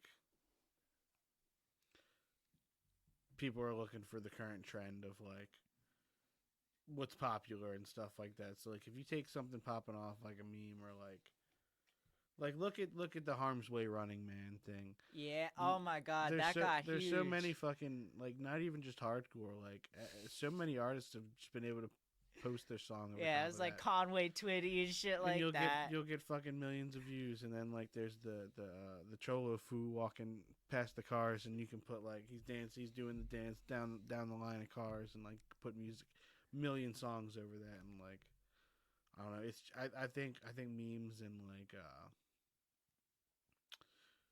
funny stuff has just been a way to like grab people's attention. Yeah.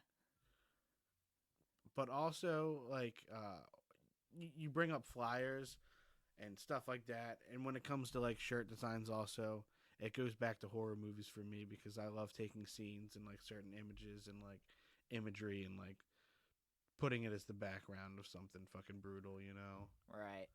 Now so I had to basically answered the question. So horror films definitely influence the merch designs and stuff like that. 100%. That reminded me of some zombie type stuff. So that's actually from Hellraiser 2. And it's the I Am in Hell tee, for anybody wondering.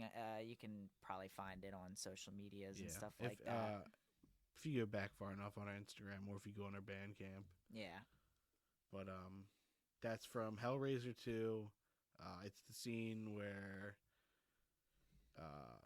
the dad, the main girl is in the hospital, and she sees her dad laying up against the wall, fucking completely skinned, and he wrote in blood on the wall, "I'm in hell, help me."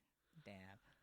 I'll have to show you I got a Supreme Hellraiser jersey upstairs. I'll have to show you. Yeah. One of my favorite franchises. Like the first two mainly, but you know, I'm not a hater. I like all of them. Yeah. With Justifiable Homicide, I'm really excited because I don't know. As I've gotten older, I've kind of gotten into more like extreme horror and like certain like I guess you could say fake snuff films that have like crazy images of like people being cut up and stuff like that I've saved, and I want to like edit and rip into fucking like designs and shit. You heard like of the band that. Vulvodynia? Yeah. Yeah, dude, that's the same kind of vibe. Yeah. They do very, that kind of thing. Very graphic stuff. Like, I don't know. It's just fun. It's funny to me. Yeah, exactly. And it's just like it's hard for a lot of people to understand. It really is. You try to tell them, like, people are like, you get entertainment out of this. It's like you can't take it that serious. Yeah, you know what I mean? You exactly. have to like you can't go into it thinking like they're being serious. You know what I mean? It's just like shock factor. Like, exactly.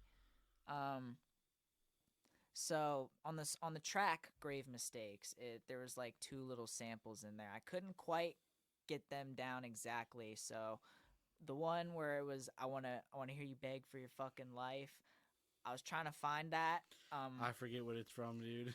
The only thing I could find was The Last House on the Left. That is what it is. And Okay. Now that you say that, that's because Casey brought that one to the table. So Gotcha. Which that's a very fucking brutal movie, dude. Okay, so was it from the 2009 version that you guys used it from? I think so. Okay, so I just looked up that line and horror movie. I was trying to figure out where it was from, and basically I found the original movie online somewhere for free. I think it was on YouTube. It's a rough one, dude. So basically I didn't watch it really. I had it playing a little bit, but really I was scrolling through the transcript trying to find that line so that I could go to that scene and like hear it and compare it to Grave Mistakes so that I could be like, oh, that's a fucking sample right there.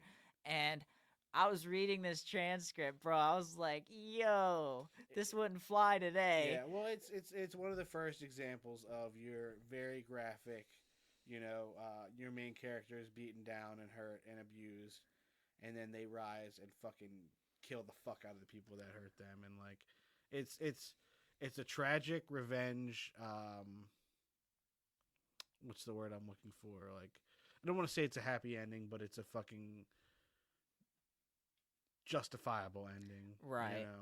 And people gotta understand, it's like this stuff really happens, so it's like why hide it? You know what I mean? Unlike your monster movies, stuff like that fucking actually happens. So that's kind of a question I have. But before that, the other sample, it was like, you want to hear what I did? Do you know what that was from? No. It's very kind of vague almost. That could be from a lot of stuff. I'd have to go back and listen, but I know like everybody kind of got their one song to put their shit into, so that song was Casey's. So. Okay. So that was kind of a question I was gonna ask. You're saying the whole like monster stuff isn't very realistic. Do you get tired of seeing a lot of the same type of horror movies released, like the same typical paranormal stuff or the same kind of slasher flicks? So when it comes to slashers, I'll take them. Keep giving them to me until you're fucking out. But like your Conjurings and like I don't know. I'd say during the mid 2010s there was like a real like kind of lull point of like horror being very unoriginal, like The Nun and La Llorona and like all of those like James Wan type. And he made great movies like Saw and even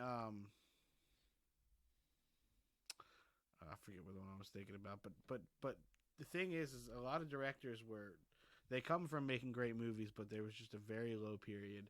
But I think we're coming back out of that because for sure.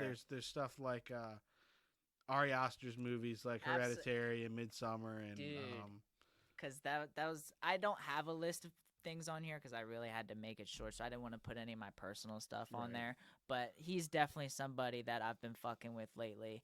I remember I was in Colorado, I was chilling with some family, smoking in the basement, and Midsommar was playing, and I hadn't heard of Ari Aster before. It was my first time watching it. Granted, I was a little hazy during it, I was falling asleep and stuff like that, so I didn't get it at all for the first time, but some of the shit in that movie. Yeah. We saw that shit in theaters, and it was an experience for sure. Yeah.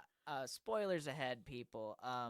When they did that fucking ceremony where the people jump. Yeah, they jump, and then they come and smash their head with a hammer, dude. I'm in the basement with my cousins like, oh, shit. Yeah, dude, that was, I think, one of the first moments in the movie where like me and Caroline looked at each other and we were like, okay, this is about to get fucking wild. Yeah, I saw that before I saw Hereditary. We saw that one in theaters too, dude. And so I can't, people have asked me which one I like better, and I can't decide because they're both so gripping and scary in different ways. Yeah, I suggest people that are listening, if you haven't seen any of Ari Aster's flick, watch Hereditary first. I think it's a little easier for people to watch because it's more like your typical horror movie. Yeah. Midsommar is a little like it seems more indie. You know what I mean? It seems like just almost like European. Like it is filmed in other countries and stuff like that, but it's not your typical vibe at all. Right. And another thing I noticed when I was watching it, when they were off the hallucinogens, stuff like that, very realistic Yeah. compared to a lot of yeah, movies. Yeah, that was one of my first thoughts too. Is like I've never seen tripping put so well in a movie, like visual wise. Yeah, because a lot. It's not what you see; it's how you see it. Yeah, Really, yeah. most The of the time. pulsating and breathing effect of stuff. Yeah. Have you seen any of his short films? No. So I'm not gonna speak too much into it, but if you remember, I want you to go on YouTube and look up The Strange Thing About the Johnsons. Okay. Because that was his, like, I think first like real short film, and it might be even more fucked up than either of those two movies. Yeah. It's about 20 minutes long, and it's some of the most disturbing. One of the most disturbing stories I've ever seen put on film. So. Yeah, there's a lot of really good short horror shit Yeah. out there. Also, Jordan Peele's been doing his thing. I feel like. Yeah, I loved Get Out, and what was the second one? Us. Yeah, and he just didn't he do Candyman recently, or so was I don't that not know. him? I think he just produced it. I don't think he Right. wrote it or directed it. Gotcha. That was an awesome movie too. Yeah, I haven't watched it yet. I bought it upstairs. I was very skeptical because like I really love the first Candyman, and I think Right. it's the best sequel to it that they've made. Okay. Now, this is another kind of thing where it's like horror movies getting played out. How many movies can they put in a single series? Like, how many movies can they do in a single series before it gets played out? I think that depends on the series. Right. Because, like, you know... Well, I'm also a sucker for that type of stuff because, like, Friday the 13th, you know, I watch all of them till the fucking cows come home. Right. I love that. Texas Chainsaw is my favorite horror franchise, and I didn't love the newest one, but, like, if they want to keep making movies for the rest of my life with Leatherface in it, I'll watch every single one. Yeah, I think that was the first real horror movie I watched. Yeah, it's the Texas Chainsaw 2 is probably my favorite horror movie ever made, but like that whole franchise in general, like it'll never get old to me. Right. For sure. But also there's definitely movies out there like was it Happy Death Day? Like they made a sequel to Happy Death Day, and I was like, is this needed? Yeah, that's true. Like, I feel like with movies like The Conjuring, I'll watch them as they keep coming out, but like, do we need more Conjurings? I don't know. Yeah, that's very true. And when it comes to the bigger series, where like the Jasons and the Nightmare on Elm Streets and stuff like that, where they have a lot of movies, I feel like they're like as a general, they're all good. Yeah. But you break them down one by one, it's like there's definitely ones that lag behind. Oh yeah, others. without a doubt. So I wanted to quickly talk about the song Costello, which was a tribute to Melissa. Yeah. It was originally called Moose Stomp, right? Yeah. We wanted to call it the Moose Stomp, but so for those unaware, Melissa Costello was a very big figure in the Baltimore hardcore scene for a lot of years. She was a vet, tech, you know, animal lover of humans, lover of everybody, and like, you know, you show up to a show and you see a woman, you know, not a little girl wearing fucking some band shirt that she doesn't know the band or some fake fucking hardcore girl. I'm talking about a real fucking true lifer throwing down in the pit, you know, and welcoming bands. She was somebody that we met through Butcher's Dozen in the Baltimore scene, and unfortunately we lost her a couple months before we put the album out, and she was known by Moose. That was her nickname, but from what I've learned afterwards is she didn't necessarily love it as much as people loved calling her that. I gotcha. So we went with Costello to have a more formal remembrance and memorial for her. We did a very good job speaking on that, man, because I was going to ask you, you know, how she was integral to Butcher's Dozen and Maryland hardcore. Just you know, a face that, you know, you recognize at shows for a while, and once you see enough, it's like you become family because she treated everybody like family. That's awesome. Now, you also you released Grave Mistakes cassette tapes. Yeah. What made you want to release some cassette tapes? They're cheap. Oh, okay. It's cheap to make tapes, and also, like, you know, CDs are cool, but it was kind of down to, like, you know, we were like, well, are we gonna do like vinyl, or are we gonna do tapes? And like, when it comes down to it, vinyl's really fucking expensive. So if you're putting it out yourself, I'd say tapes is like the best way to go to like kind of not make yourself go broke doing it. Okay. And then like eventually we got picked up a Euro distro, did their own variant of Grave Mistakes. So like there's a CD copy of it too out there. Nice. Now, was it important, do you feel like, for you to do your part in keeping physical copies alive with all the streaming stuff kind of taking over? Definitely. I mean, like that's the type of shit that, you know, people keep, and then eventually when they're fucking 50 years old, they pass it down to somebody in the next generation. And it's like you got to keep physical copies, because that's, who the fuck knows if Spotify is going to get fucking canceled and we'll never have it again. Yeah, and the thing is, I mean? like, your internet could stop working and shit like that. Exactly. Like, my dad's got hella cassettes in this basement, and I'm glad I got them, you know? And I grew up buying CDs and stuff like that. As long as you have the players, that shit'll fucking, you'll have it forever, you know? Yeah, if I like a movie that I see recently, I buy it on DVD because I always want to have the ability you never to watch know it. what's going to be streaming on something. It could be there 1 month and then gone the next. Yeah, your power goes out, you're going to need that DVD player, right, best believe. Exactly. So you still buy physical copies now, I'm Definitely. assuming? So I went on a good like many year stretch of like overbuying movies and DVDs, and like me and my girlfriend just recently moved to Westminster, and we had to downsize a lot of stuff. So like That's a big... pretty much what I did is I had like bookshelves worth of like thousands of DVDs, and I went out and I bought CD booklets and fucking threw away all my cases. And my VHSs, I had a huge VHS collection from like, you know, you go to Goodwill, for the longest time it was like 75 cents, and then they switched it to like, there was a time where if you bought one tape it was $1, but you could buy 5 tapes for $1. Like, I ended up getting How the Grinch Stole Christmas because, Fuck like, yeah. I was like, that I need the original somehow. Yeah. I was like, I need it somehow, and I was like, I found it I think it was maybe 75 cents. Actually, I may have gotten it at a Christmas bazaar. Now that I think about it, at St. John's that they host. Fuck yeah. I think I may have gotten it there, but yeah, I used to go to Goodwill to buy like CDs and shit like that. And speaking on what we were saying earlier about, like, you know, T-shirts being trendy now, people wearing band shirts that they don't know, people hopping on waves and stuff like that, because you're someone that appreciates vintage and stuff like that.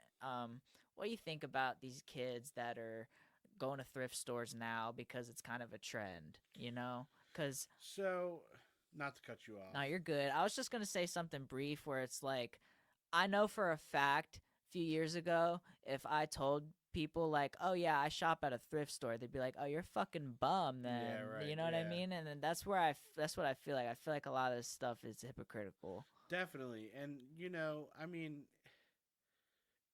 to think about it, what I'm cool with is people going to thrift stores and people, you know, if you find love for like old clothes and stuff like that, you know, it's cool. What I really don't get down with is the people who go there and buy these clothes for cheap and then sell them for fucking 3 times the price on like Depop or like an online store. People sell T-shirts for like $1,000. People forget these fucking thrift stores are for people that don't have income, for people that need that Right. cheap shirt. So what's happened to Goodwill and stuff like that is people are going there to fucking support their second job, and Goodwill is jacking the prices up. Right. Shit, that's fucking ridiculous. I've noticed that recently. A lot of like videos on Instagram and stuff like that. People are pointing that out, you know. I mean, I understand having a side hustle, but like when it comes down to thrift stores and stuff like that, like I said, Pete, there's those especially clothes. That shit's there for a reason, because some people can't afford to fucking Right.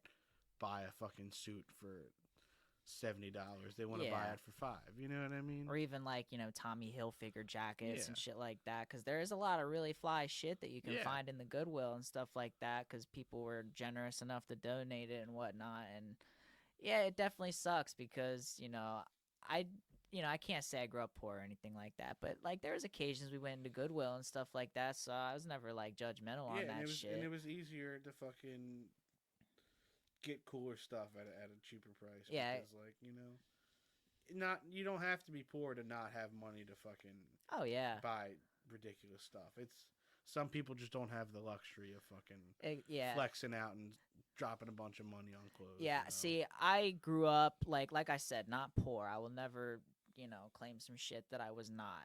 I grew up, I had clothes that were nice, stuff like that. But we didn't have the money to like go to fucking like American Eagle and drop fucking $70 on jeans. So now that I have a job and stuff like that, streetwear is kind of like a hobby of mine now. Right. So I kind of stay up on like late collabs, shit like that.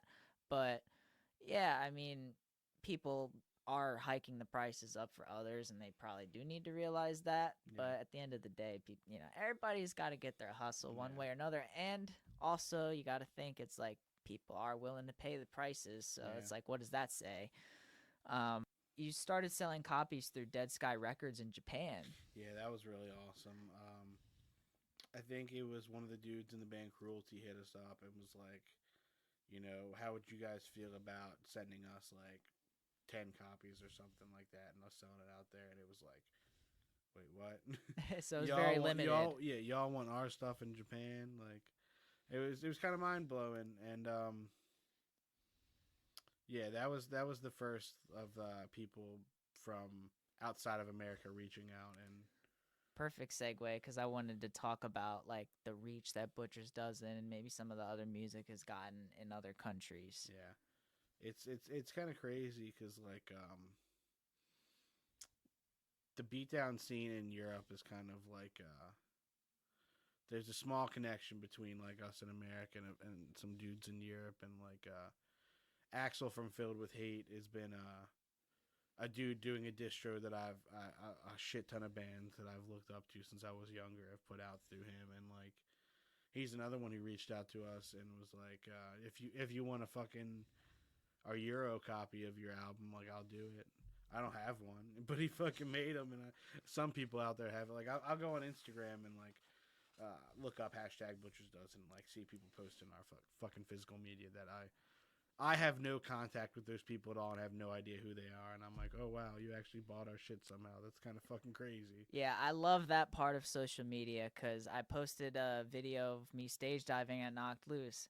Did not take that video. My brother didn't take that video. You just found it. Yeah, I went to Knocked Loose's like tagged photos and videos. Bunch of people were posting footage from Baltimore, and like that was my first show that I ever stage dived at. So I wanted to get video.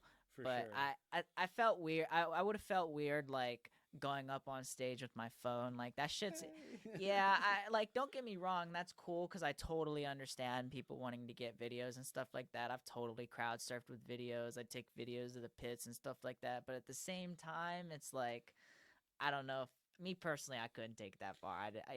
My thing, dude, if I'm in the action, like I'm gonna give my phone to my girlfriend or something, I'll lose it. You know what I mean? I can't trust myself to have my phone like even in my pocket if I'm like moshing or if I'm gonna jump off the stage or something. Yeah, that's why I'm a pants guy. I can't wear I can't wear shorts because shit falls out of shorts. Right, like dude, I just have to have my shit secure. I feel that. I've luckily never lost anything at a show, nothing major. Right. So, now I wanted to talk. We kind of mentioned Hate5six. I wanted you to talk about what it felt like getting featured on there when Butchers Dozen got filmed.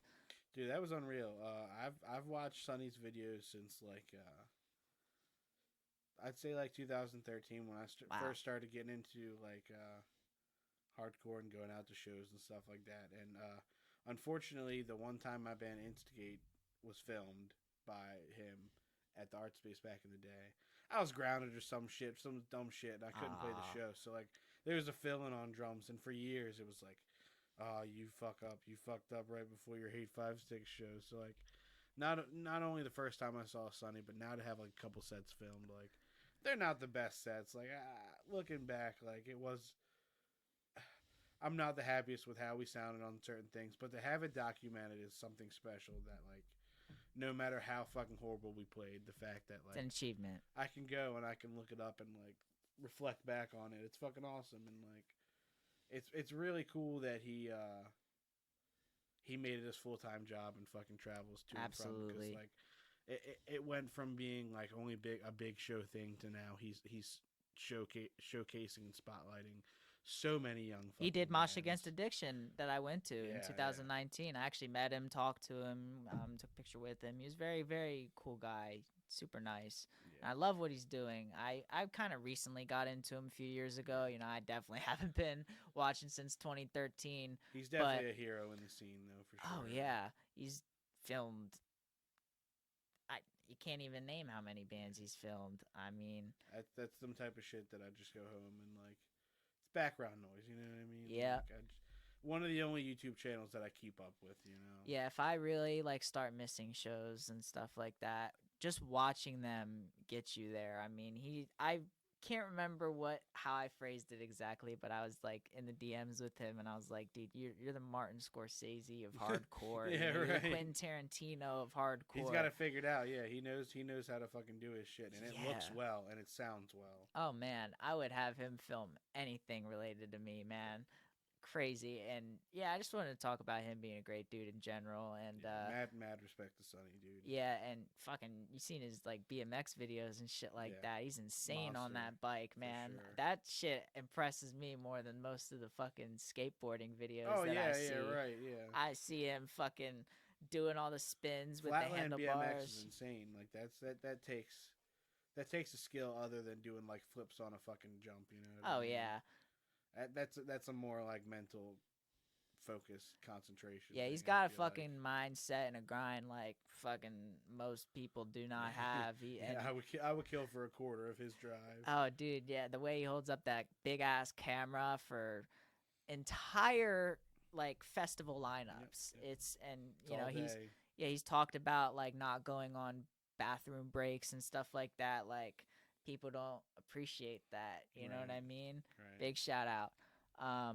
So speaking of Mosh Against Addiction, shout out Daniel Torch Foundation and Free State Collective. Who big shout out to Austin. They played at the Red Lion Hotel. That was kind of like a shock to me at the time. That was a strange. I've gone to many Mosh Against Addictions, and that year was definitely like the standout strange. Did you go both days or did you? No, I went day 2. I went with me and my dad. Oh, that's awesome. That's awesome. The time Internal Bleeding played. Yep. Yeah, that was unfortunate, man. Everybody left before them, kind of. Yeah, I stayed till the end. It was that was definitely something spectacular. Yeah, that was like the biggest band there. I'm surprised. At a fucking hotel. Yeah, that I just was like, they're throwing a hardcore show here. I was very big room. Oh yeah. Now the original location for Mosh Against Addiction is my favorite. There was this place called the Holiday House off Harford Road in Baltimore. Okay. And it was like a biker bar, and then they had like a fucking like, I don't even want to say a banquet room in the back, just a big room in the back that they could hold events. And they did the first 2 years there, and it was awesome. I remember, I think Detriment played the first year. Forget some of the other bands. Saw a lot of awesome bands there though, and they always raise a shit ton of money, and it's I hope to see Mosh Against Addiction return in the future. Absolutely. Everything about that fest is fucking awesome. Yeah, I'll definitely always go now that I've gone since 2019. I'm definitely going to continue to go because even my dad really liked it and everything like that. I think that was maybe like his first like recent hardcore show and stuff like that. He was definitely like in the back like, oh shit, you know what I mean? Fuck yeah. You know, I think it was his first time like seeing me like kind of get in the pit and stuff like that too. And that was another example of where I was going on like Hate5six. I was like, where can I see me in the pit? You know what I mean? That's the shitty thing about the Internal Bleeding video is it's dark. You can't see a fucking thing. The lights are out. That's true. Like, me and Taylor were being fucking villainous that night. I want to say I did like a little flip on the ground during that set. Yeah. Because unfortunately, we'll never see. Yeah, because Sam was there, and I'll tell you how I know Sam. So my brother's friends with him. He knows him through his ex-girlfriend, and my brother has taken me to a lot of shows. I always got to thank him for that. I've seen Slipknot with him, shit like that, and you know Self-Help Fest. It's a Data Members Fest. Him and Sam and another friend of his, they kind of have like a tradition to go and stuff like that. One of them flaked out. My brother hit me up to go. Fuck yeah. And that's how I met Sam. So we went to a show, stuff like that. And yeah, saw him again there. and That's yeah, that dude's wild. He's a silly motherfucker. I talked to him, He's and fucking from space, dude. That man ain't from planet Earth. He's the best. Yeah. I was talking to him. He said he's been involved with shows and stuff like Yeah, that, and he's yeah. just mosh pit Oh, connoisseur. yeah. I like Oh, my literally. God. I kind of have my own game that I told my brother about, where it's like it's almost like Where's Waldo, but I watch Hate5six videos and I try to find Sam. That dude is very lucky he has not gotten extremely hurt with his as careless as he is with his dancing. Yeah, it's definitely. He's kind of just like, it's like somebody has a bouncing ball and they throw it and the ball just bounces across the whole room the whole fucking night. Dude's got an art form though, because I know when I tried to do that flipping shit, it did not work out as good, man. I landed right on my ass. Swear to God. Oh man, his flips are a little silly. Anyway. I love that dude. So I want to talk about the Weekend at Birdie's show, because that maybe was the first show that I discovered Butcher's Dozen at. So that had vibes like the "What the fuck's up, Denny's" video. That was a very weird show, dude. So I had like back before me and my girlfriend were dating. She before we lived in Westminster, we would like come to Birdie's every once in a while, and it was always like way more like hipster vibe that I'm used exactly, yeah. So when Mike Powell, dude, puts it on for Westminster, good. Sucka What kills it. Sick Boy, I think Sick Boy Promotions or Productions is his new production group. Either way, when he hit me up and was like, "You guys want to play a show at Birdie's?" I was kind of like, "Are you sure?" Fuck it. Okay, like that sounds really weird, but and then the night happened, and it just ended up being a really weird night too. Like there was some bum who like walked in off the street and like tried stealing some like going through people's jackets. Oh shit! I think I remember that now. We had to like throw stop them the out. show. Yeah, I had some like some older dudes that I know who were a little kind of muscle, and we were like, all right, bud, you gotta get out of here. I actually do remember that, because we like y'all got on the mic and it was like, all right, somebody's shit's missing, and I remember like most of us looking around like, what fucking bum is actually doing this right now? Well, that's the thing, is because it was right off Main Street. Like people were just kind of like bouncing in and like. Yeah, it makes sense, because it definitely wasn't as like, you know, with the whole show going on, it was probably definitely easier to slide in. Yeah. You know. And then I remember, you know, don't quote me on this, and also not to offend anybody with my language here, but I think they said they'd never do another show there because somebody tagged them in a post, and the post said something like, awesome bands at the gayest place in Westminster. Oh, or something wow. like that. And I always just thought that was fucking hilarious. Yeah, like, I mean, because it is a very like. It was a strange place for a show like that. Not that any of us are prejudiced in any way or anything like that, but metal is just. You go metal there. Metal is not the place you think. Metal is not the type of thing you think of when you go to like a progressive coffee shop. That's exactly what I was gonna say. You go there, it's like very like you could tell it's a very like PC kind of joint. Yeah, you know what I mean? Very nice people. You know, that's the kind of vibe you get Yeah. there. You know what I mean? You don't, you know, nobody's offensive there, kind of thing. So Yeah. I was definitely shocked, cause I can't remember how much of a hand she had in this, but I know a friend of mine, Brenda, had something to do with she maybe had worked at Birdie's at the time, so I Okay. think maybe she had something to do with Right. getting in line with Sucka What maybe. Okay. But yeah, that was a good show.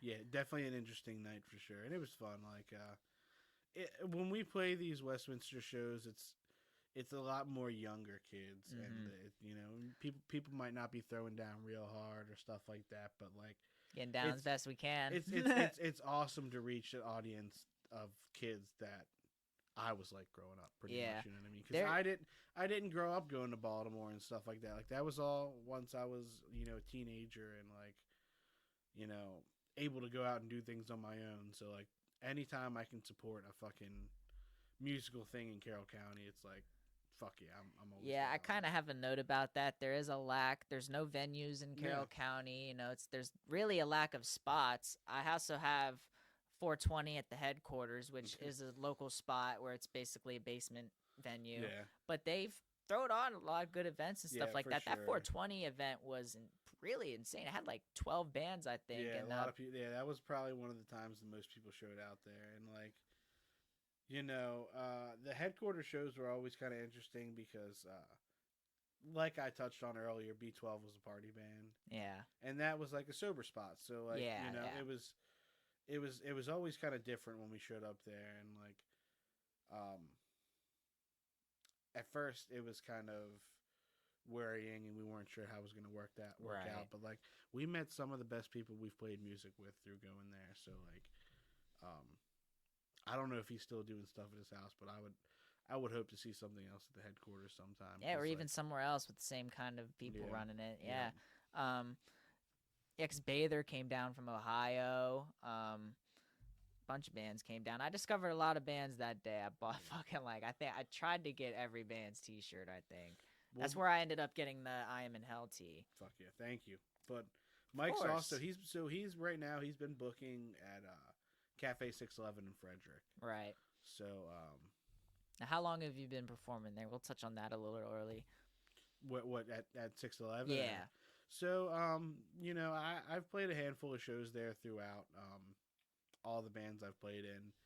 It's never been like a constant thing because like shows there are kind of weird. Like they'll go through times where they're doing a lot of metal shows, and then they'll go through times where there's not much. But like the show I said earlier with Turnstile and Trapped Under Ice, that was at 611. I think Right. that was probably the first time I played there. So played there a couple times with Instigate. I think a couple times with Bereave. I don't know if I've ever played there with Butcher's Dozen because that was once again during one of the times that was like a lull period for them. Did you do a show there with Don't Start None? Yeah, that was a couple Okay. weeks ago actually. Yeah. So what were some older spots back in the day in Carroll County that shows would happen at, if any at all? Because I don't know. Dude, there was definitely shit. Like when I was a kid, even so before when I was first starting to get into local music, I would hear of like when I say the word screamo, I don't mean like eyeliner and It is like black that. The nails. term sucks, but it's accurate in its description. I mean like I guess another term would be the word scrams, which is like emotional like light hardcore. It's hard to describe. Like I'm trying to think of a band that I could compare it to, but there's not even many real popular screamo bands right now. But like I'll send you some stuff after this to kind of give you the idea of what it was. But there was a screamo scene in Eldersburg, and Okay. they would play shows like bands. There was a band called A Farmer's Daughters, who was like one of the first bands me and my friends looked up to, and they would play shows in like parking lots and gas stations. Gotcha. And, like, there was a venue called Jams that as I got into middle school, Jams actually where it was located is like 3 doors down from where I work now. Oh, okay. In a strip mall, but it was a local music shop that had a stage in the back, and as a kid they would let me book shows there, and like I'd have to pay them like $200 or something like that, and everything else I paid the bands, and like Right. it was kind of like a soft run as a kid into like booking and like doing all that stuff, but like I could do it locally somewhere 5 minutes from my house, you know what I mean? Right. And that was my first kind of like step into networking with like meeting bands and organizing shows and stuff like that. So like Jams, there was the original location, and then they moved to a bigger location next to the Kmart that was in Eldersburg, and I did a couple shows there, bigger room, bigger stage, and then they bulldozed that whole place down and built a Damn. Walmart. But aside from that, in Eldersburg, when I was young, there'd be a lot of open mics at like church basements and stuff like that, and like you'd have people playing acoustic guitars, and then me and my friends would come in and fucking play breakdowns and like. Were be people there a little ridiculous. shook? Yeah, I mean a little bit, but we also would bring out our friends and stuff like that. So it was kind of like, and that was a little network in itself of people who like would regularly play those open mics for Saint Right. shows, and like I forget the other church they did it with, someplace in downtown Sykesville. But when we lost our venue, that was kind of like our backup option, Right. because like we weren't by any means playing any type of Christian or Catholic music, but like for some reason the churches would open their doors for local musicians. I noticed that too, because isn't it in Philly, the Unitarian Church? They do a Yeah, lot of hardcore yeah. shows. I saw that. I was like, damn, church is really letting these people stage dive off their shit like that. It's Well, like, what do churches love, dude? Money. And what do shows make? Money. Amen to that, yo. They really about that paper, Yeah, yo. for real. Quit playing with the fucking Catholic Church, yo. They're out here getting money. Straight up, yeah. They've been getting fucking old people's money since the beginning of time, Yep, bro. yep. Like, it's crazy because there's definitely been like comedy bits that point that kind of shit out, where it's like they really out here like taking people's money. Like, a lot of these people that go to church don't be making much money. No, exactly. And they're yeah, like, right. yeah, give us some. Yeah, because like, they think they're fucking contributing towards shit, but they're contributing towards the new car the fucking pastor's about to buy. Straight up, they be riding in Ferraris and Maybachs and shit like that. So, on Instagram, there was a post where you guys had a last-minute Enemy Mine show in a fucking gym. Yeah. So, that was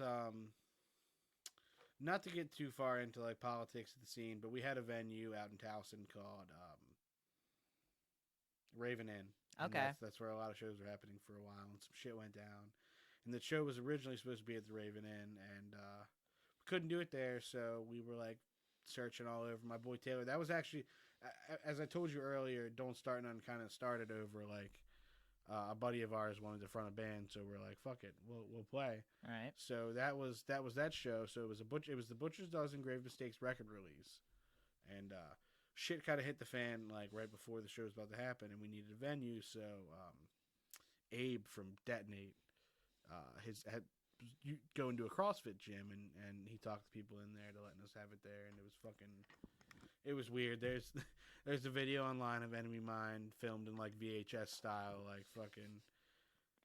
If you know anything about Enemy Mine, they're like the fucking hardest band ever, and to play with them is a fucking achievement of its own, let alone to play with them at a fucking wacky place like a CrossFit gym. Yeah, I mean, that's one of the things about hardcore and metal in general. You see a lot of weird spots played at. You gotta make it work. Yeah, so what is some of the weirdest spots you've personally played at, aside from the gym that we just mentioned and maybe like Birdie's Cafe and stuff like that?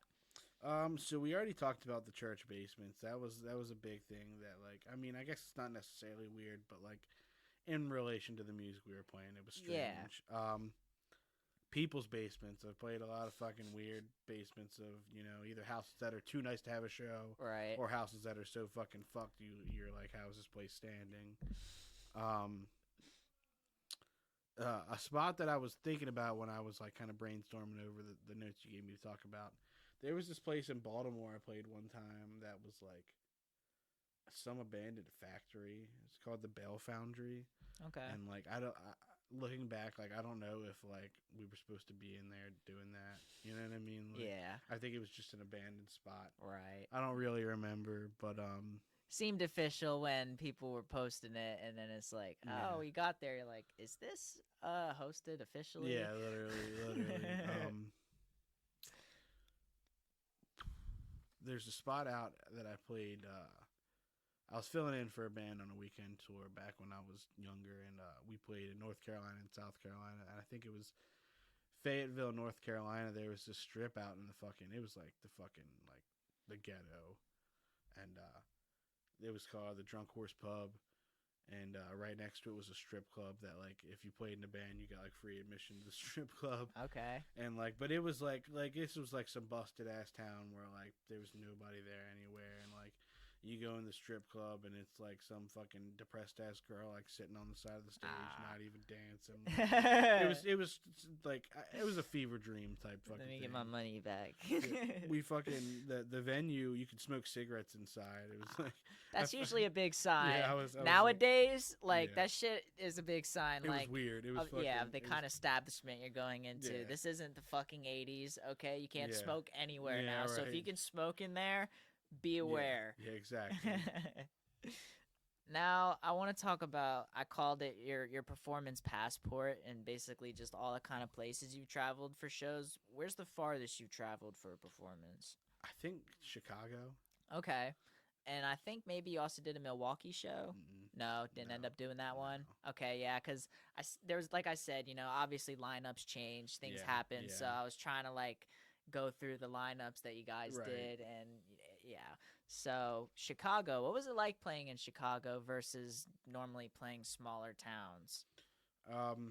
We felt like tourists. Like it was definitely like it was my first time there. It was my first Right. time being out that far. Like we went to all the like we went and we got Italian beef sandwiches and what else is like Chicago deep dish. And, Right. like we did all that shit, and then like when we played the show, it was strange because we felt so far away from home, but like we got a crazy reaction, and like That's what's up. I people feel like knew the words, and like back to people knew the words you said. yeah, Oh wow. back to like the fact of seeing people enjoying music that I don't personally know. It's like, oh wow, what Yeah, I mean? for sure. Like it's one thing to see your friends getting down, but like once you start reaching people that you're not familiar with, it shows that you're actually leaving some sort of impact one way or another. More than you guys know, I'm speaking to all of you in the Butcher's Dozen band.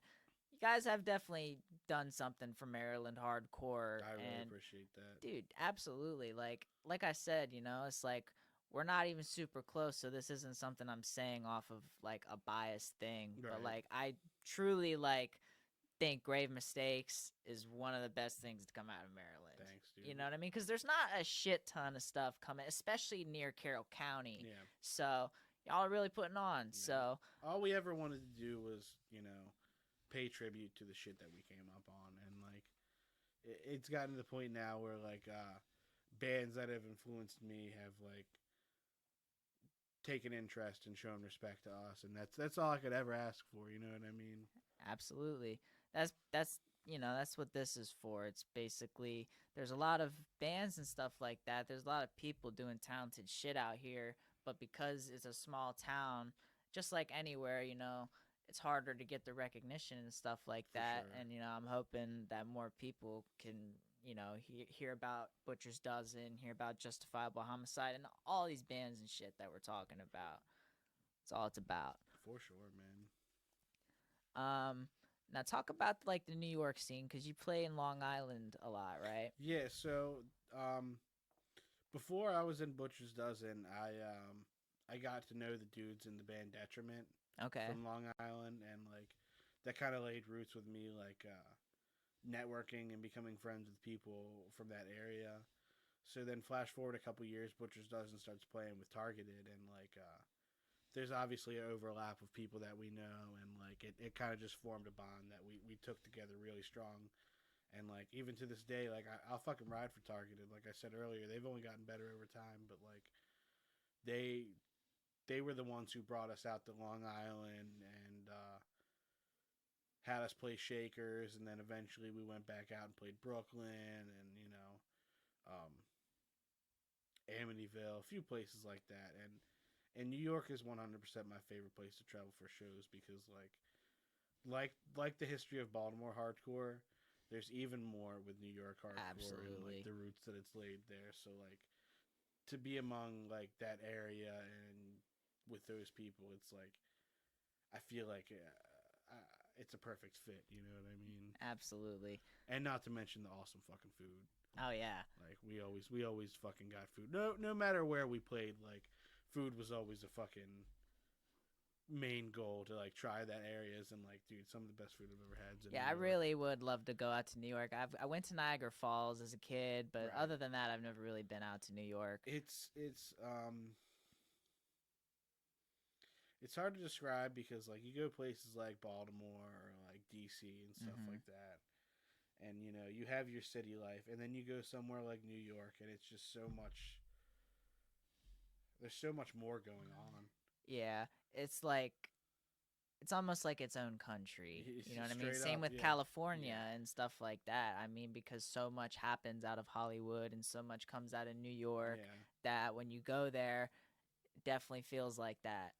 Now again, talk about playing in Philly a lot and just So yeah, that yeah. hardcore scene. So I mean, like we played in Philly a couple times. I've probably gone to Philly more times as like a spectator of shows, Yeah. But Philly's another awesome city. Like Joe Hardcore's got something really cool going on down there with This like is This Is Hardcore. Hardcore and that whole area. Philly definitely reminds me of New York in ways too. Like, you know, another thing, food, Yep. cheesesteaks, Uh-huh. but also like it's kind of harder people out there, and same with Jersey. Jersey's an awesome place too. Like, I don't want to say Baltimore's soft, but I think our current generation is soft, and it kind of puts it into perspective when you go to other areas. For sure.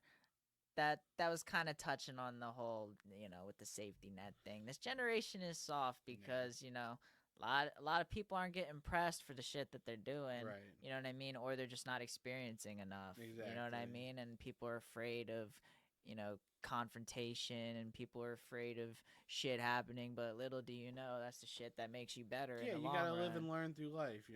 You can't experience, people say, you can't really appreciate sun without rain, that sort of Right. fucking sappy shit. But it's true. It is very true. You already talked about New Jersey. Virginia's pretty close, but if you want to touch anything on that. Yeah, Virginia, I'm nothing against the people. It's just not really one of my favorite states to play. Yeah, it doesn't seem like there's, compared to Philly and Baldwin, Yeah. there's not much going on out there. And maybe it's just like relative to the things that I've played and the things that I've done there, but like it's just, I don't know. I think when it comes down to it, like New York, PA, New Jersey area is like where I'm partial to. I gotcha. What's the traveling process like as a band? Like, what were y'all? Hard. It's fucking hard, dude. Yeah. Because like,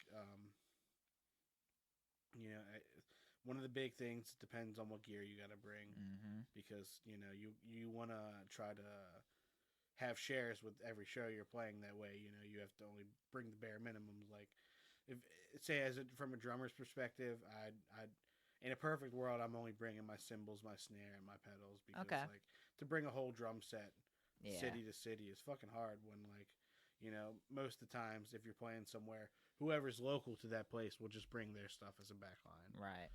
So that's good that y'all work with each other and stuff like that. The other thing too is like with Butcher's Dozen, there being 5 of us, it was hard to like find, like we couldn't just ride in a car. Like, right. we'd have to rent a van or something like Makes that. sense, yeah. And that's a whole nother process of like more money towards, like, you're already spending so much on gas. Mm-hmm. Now you have to add another bill of everybody splitting up the van payment.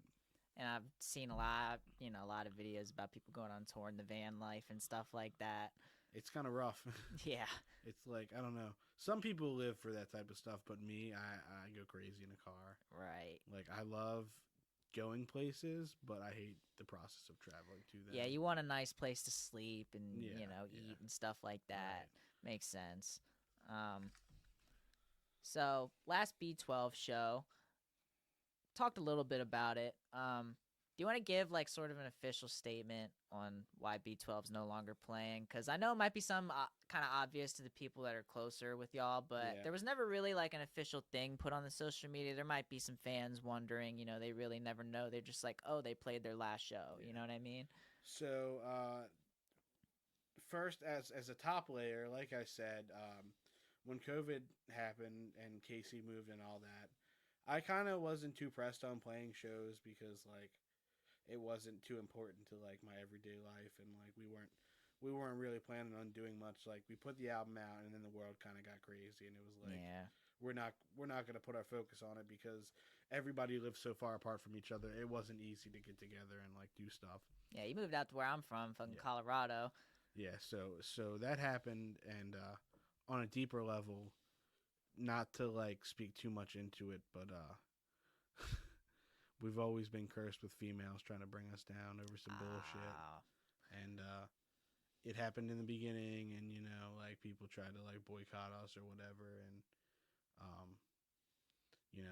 people believe stupid ass stories from so the way, let me give you a little insight into the hardcore scene.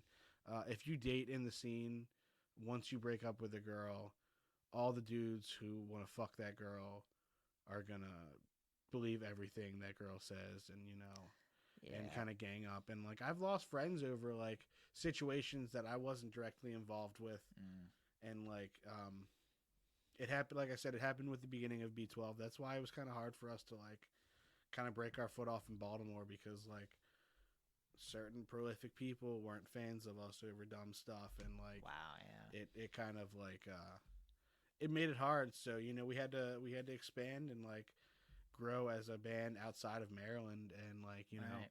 we finally did that. And I won't go too far into it, but Casey pretty much can't stay away from fucking crazy bitches, and it bit him in the ass. And this time, no offense to him, but everybody in the band kind of realized like, while we are your friend, this is not our problem. So like, being in a band, like it falls to where like if one member is going through something, it kind of reflects on all of you, and it's not That's fair true. like that. Yeah. So like, that's another thing you gotta kind of watch out with, like when you're forming bands. And like, I love Casey, that's my fucking boy, but like, once personal drama starts dipping into the band's stuff, you can try to make it work, and you can try to make it work so long, Yeah. and eventually you can call it for what it is.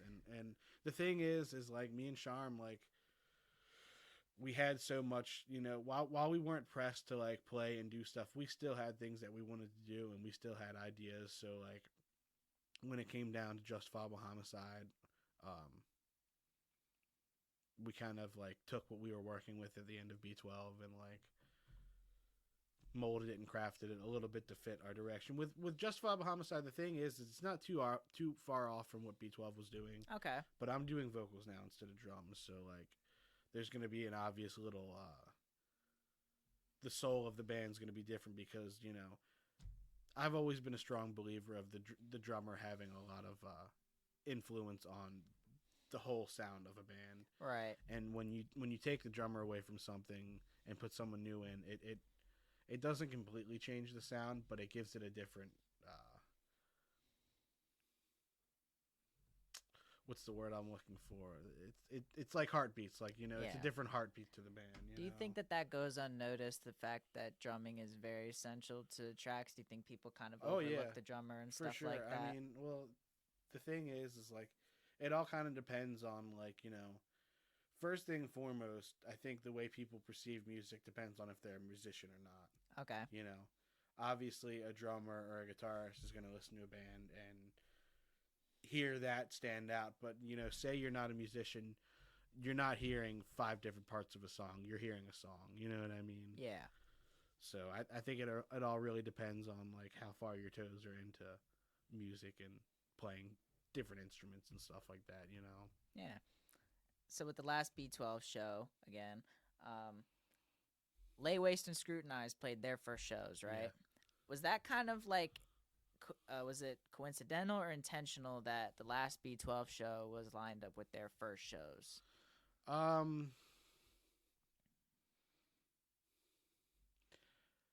think the main thing with Scrutinize it being their first show is like, they kind of started to get, grind and get popular when COVID was happening. So like, they didn't have a chance to play stuff. So when Charm went to book that show, it was definitely like, here's our opportunity, or here's their opportunity to go ahead and take it.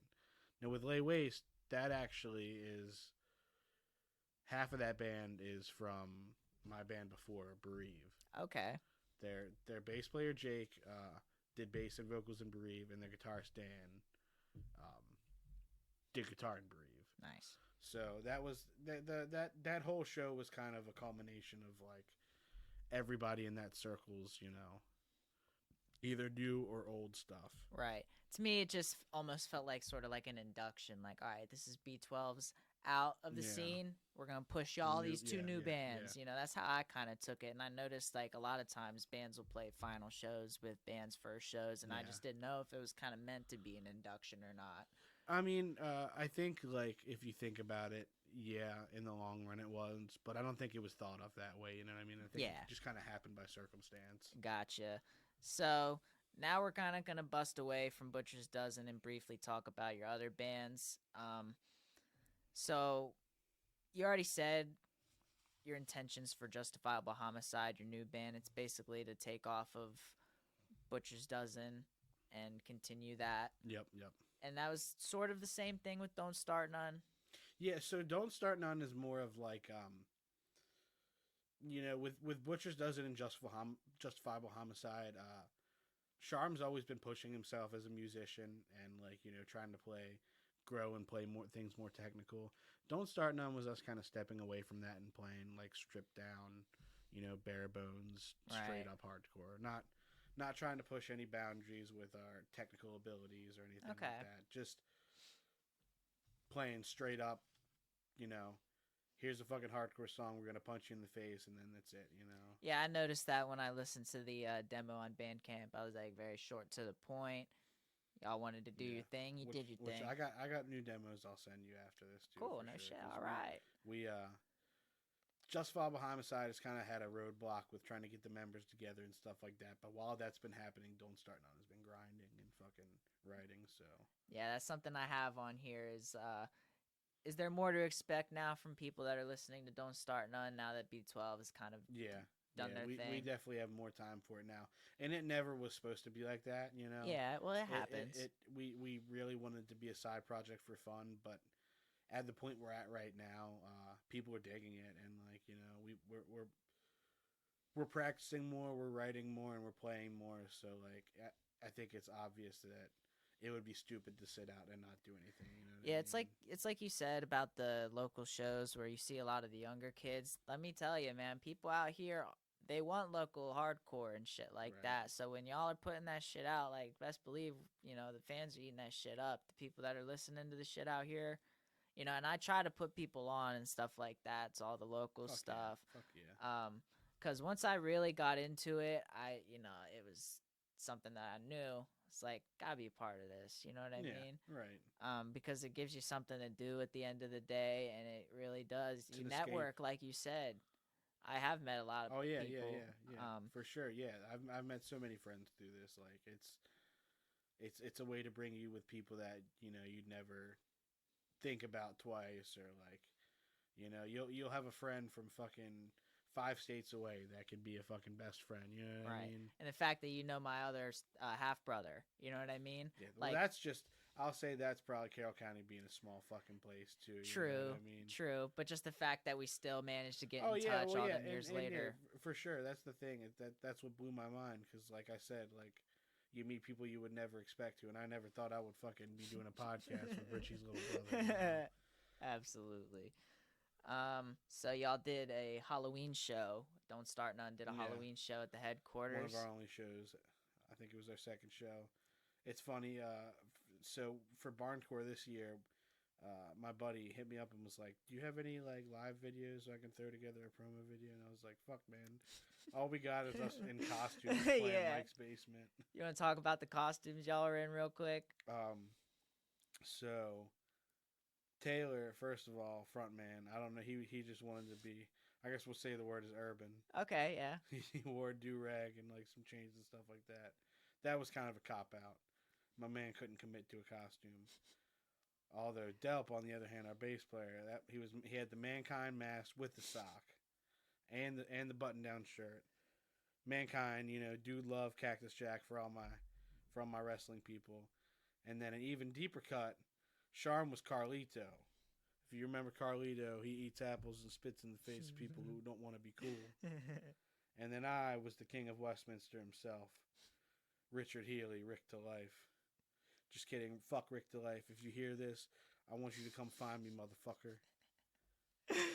You heard it here, folks. Harbor Discussions. So what would you say some difficulties are in being in more than one band? Just having time, flexing between work, home life, and playing music. Because, like, you know, you work 5 days a week. That leaves you with 2 days of fucking free time, you know. You got a day where you want to fucking do all your at-home stuff, and then sometimes you don't want to use your, like, extra day to go fucking drive an hour and play music for fucking half the day. But, like, if you love it, you will make it work. And, like, that's the thing, is I was in a funk for a while of, like, you know, just, like, not having the energy, because where we practice is, like, about an hour away from here and an hour away from where I used to live. And, like, it was hard. And, like, you know, recently it's just gotten to the point where I'm, like, you know, I don't want to sit around and watch all these other people have fun and, like, not be a part of it. So, like, we're trying, but it's also really hard right now because Sharm's got scrutinized, and, like, they're getting popular, which like they've been grinding, so like it's very well deserved, and like Right. they're doing a lot of cool stuff. So like pretty much anything with the other two bands, we have to work around their schedule. Yeah. So it's hard, but like you know, it's not impossible. Okay. So you said you had aspirations on doing vocals. So would you say you had aspirations of drumming before vocals, or was same time really? Well, I mean, if you really want to fucking break it down, when I was a kid, I really liked NSYNC, and I wanted to sing like Justin Timberlake. Okay. So like, you know, my first thing ever, I guess, would be to be a vocalist. But when it came down A to front like, man in general. yeah. But when it came down to like rock and metal and hardcore, like, I definitely was a drummer for a while. But Gotcha. like, I'm at the point now where like, I have a lot of like artistic ideas and shit like that I want to write about, and like I can't like write a book or stuff like that. Like I feel like doing vocals and writing lyrics is the only way for me to really get it out. For sure. You know what I mean? Like I can't draw, I can't paint. Like yeah, and I also it's like it's one thing to write, but it's like you kind of have to express them yourself if you're the one writing them. I feel that not always the case, but a lot of the times. Right. Now, metal vocals are definitely very difficult.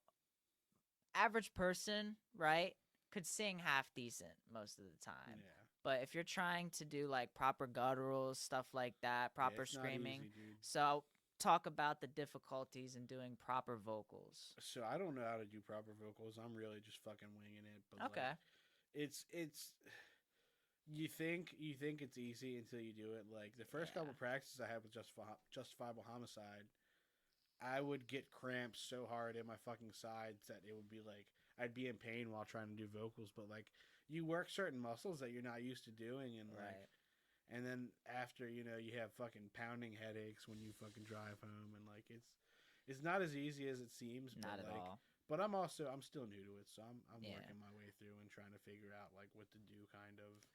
Yeah, I've never really tried for real, but like probably any kid that's into this music, we've all looked at them YouTube videos and done it for a second and been like, yeah, fuck no, I don't think my throat can do that. You know what I mean? And also these videos, like I'm not saying they break it down incorrectly, but it's very hard to like try to mimic. Yeah, I wouldn't go to a YouTube video to learn how to do vocals, you know what I mean? And that's the thing is like I'm sure there's proper techniques that you can learn, but also like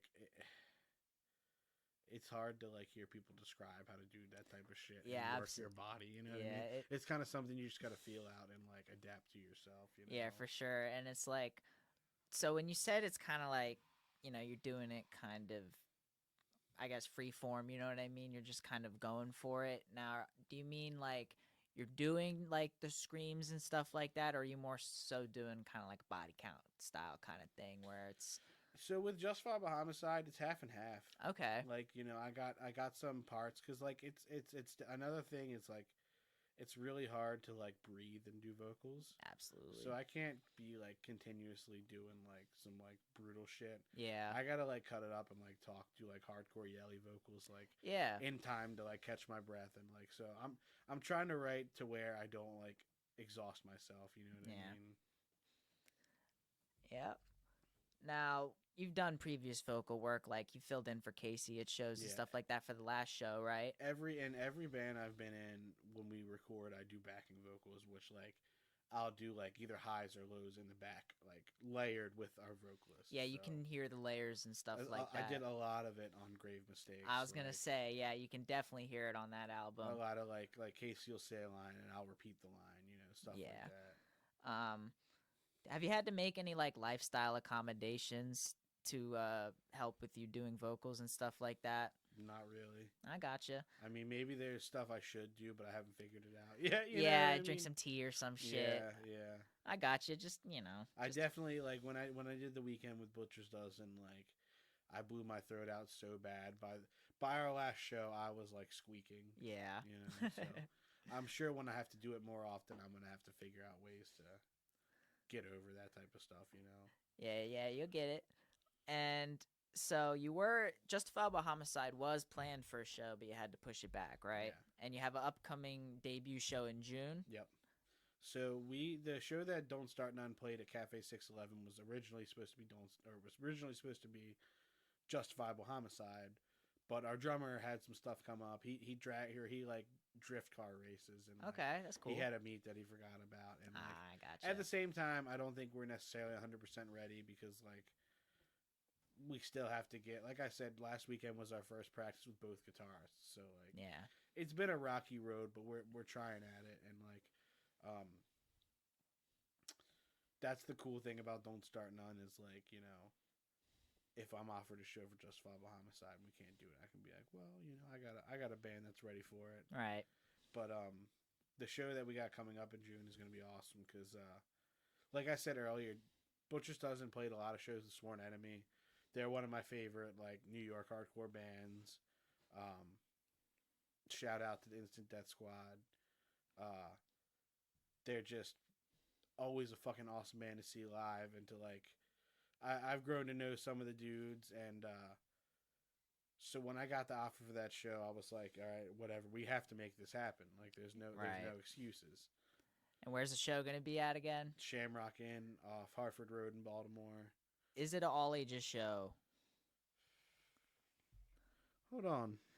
Because I was curious about that myself, because I was interested in going. And another thing I wanted to bring up, man, so you know how inn is kind of like an old-timey phrase for hotel? Like there's fucking like the shit. Yeah. So I thought like all inns were fucking hotels. So when I in a hotel, what the fuck? Yeah, dude. Well, no, not even like what the fuck. I was going to tie that in to, you know, The Red Lion. Yeah, playing in hotels and stuff like that. And I was like, how often do hardcore shows happen at hotels? And then I was looking at that spot, and then I was looking at like the Henny Max Inn where the last show was at, and I was like, no, I think it's also just like a term for a bar or something. Yeah, and like I didn't know that, and I was like, well, fuck me. Fuck, I can't find this flyer. Here we go. Because I just wasn't sure like what the bars. Well, it doesn't even fucking say. Yeah, I wasn't sure. I'll figure it out for you, man. Yeah, cool. Because if it is, I'll definitely slide through. And last thing I got on here, man, when can we expect like a demo or like maybe a track release from Justifiable Homicide or new stuff from Don't Start None to come out? So there's a little hidden Easter egg we got for Justifiable Homicide. We actually premiered a demo track on the podcast that I did with Dawn of the Horror Cast. Okay. At the end, we dropped a demo song, but it's not finished, and it's very early on Justifiable Homicide material where that track is literally just me and Sharm playing everything. Okay. But we're still trying to work through, you know, a decent 4 or 5 songs to be ready for that band. We're okay. We're kind of demoing stuff as we go, not to release, but just to use as practice. Okay. As for Justifiable Homicide, we're like, I'd say a third of the way into finishing our demo, and we're already in talks with Hard Knock Records to put it out. So like, all right, we have stuff written. We just have to, you know, get vocals on it and stuff like that. So that'll probably come out sooner. We have a show in New York, I think in June. Okay. So we're hoping to try to get some more stuff done by then. Maybe at least put a song or 2 out. But. Right. All right, man. Shit, we've been going for 2.5 hours. That's all I got, man. I appreciate you coming through. Of course. Man. First episode of Harbor Discussions. That is the name, by the way. Glad to fucking break the cherry, man. Absolutely.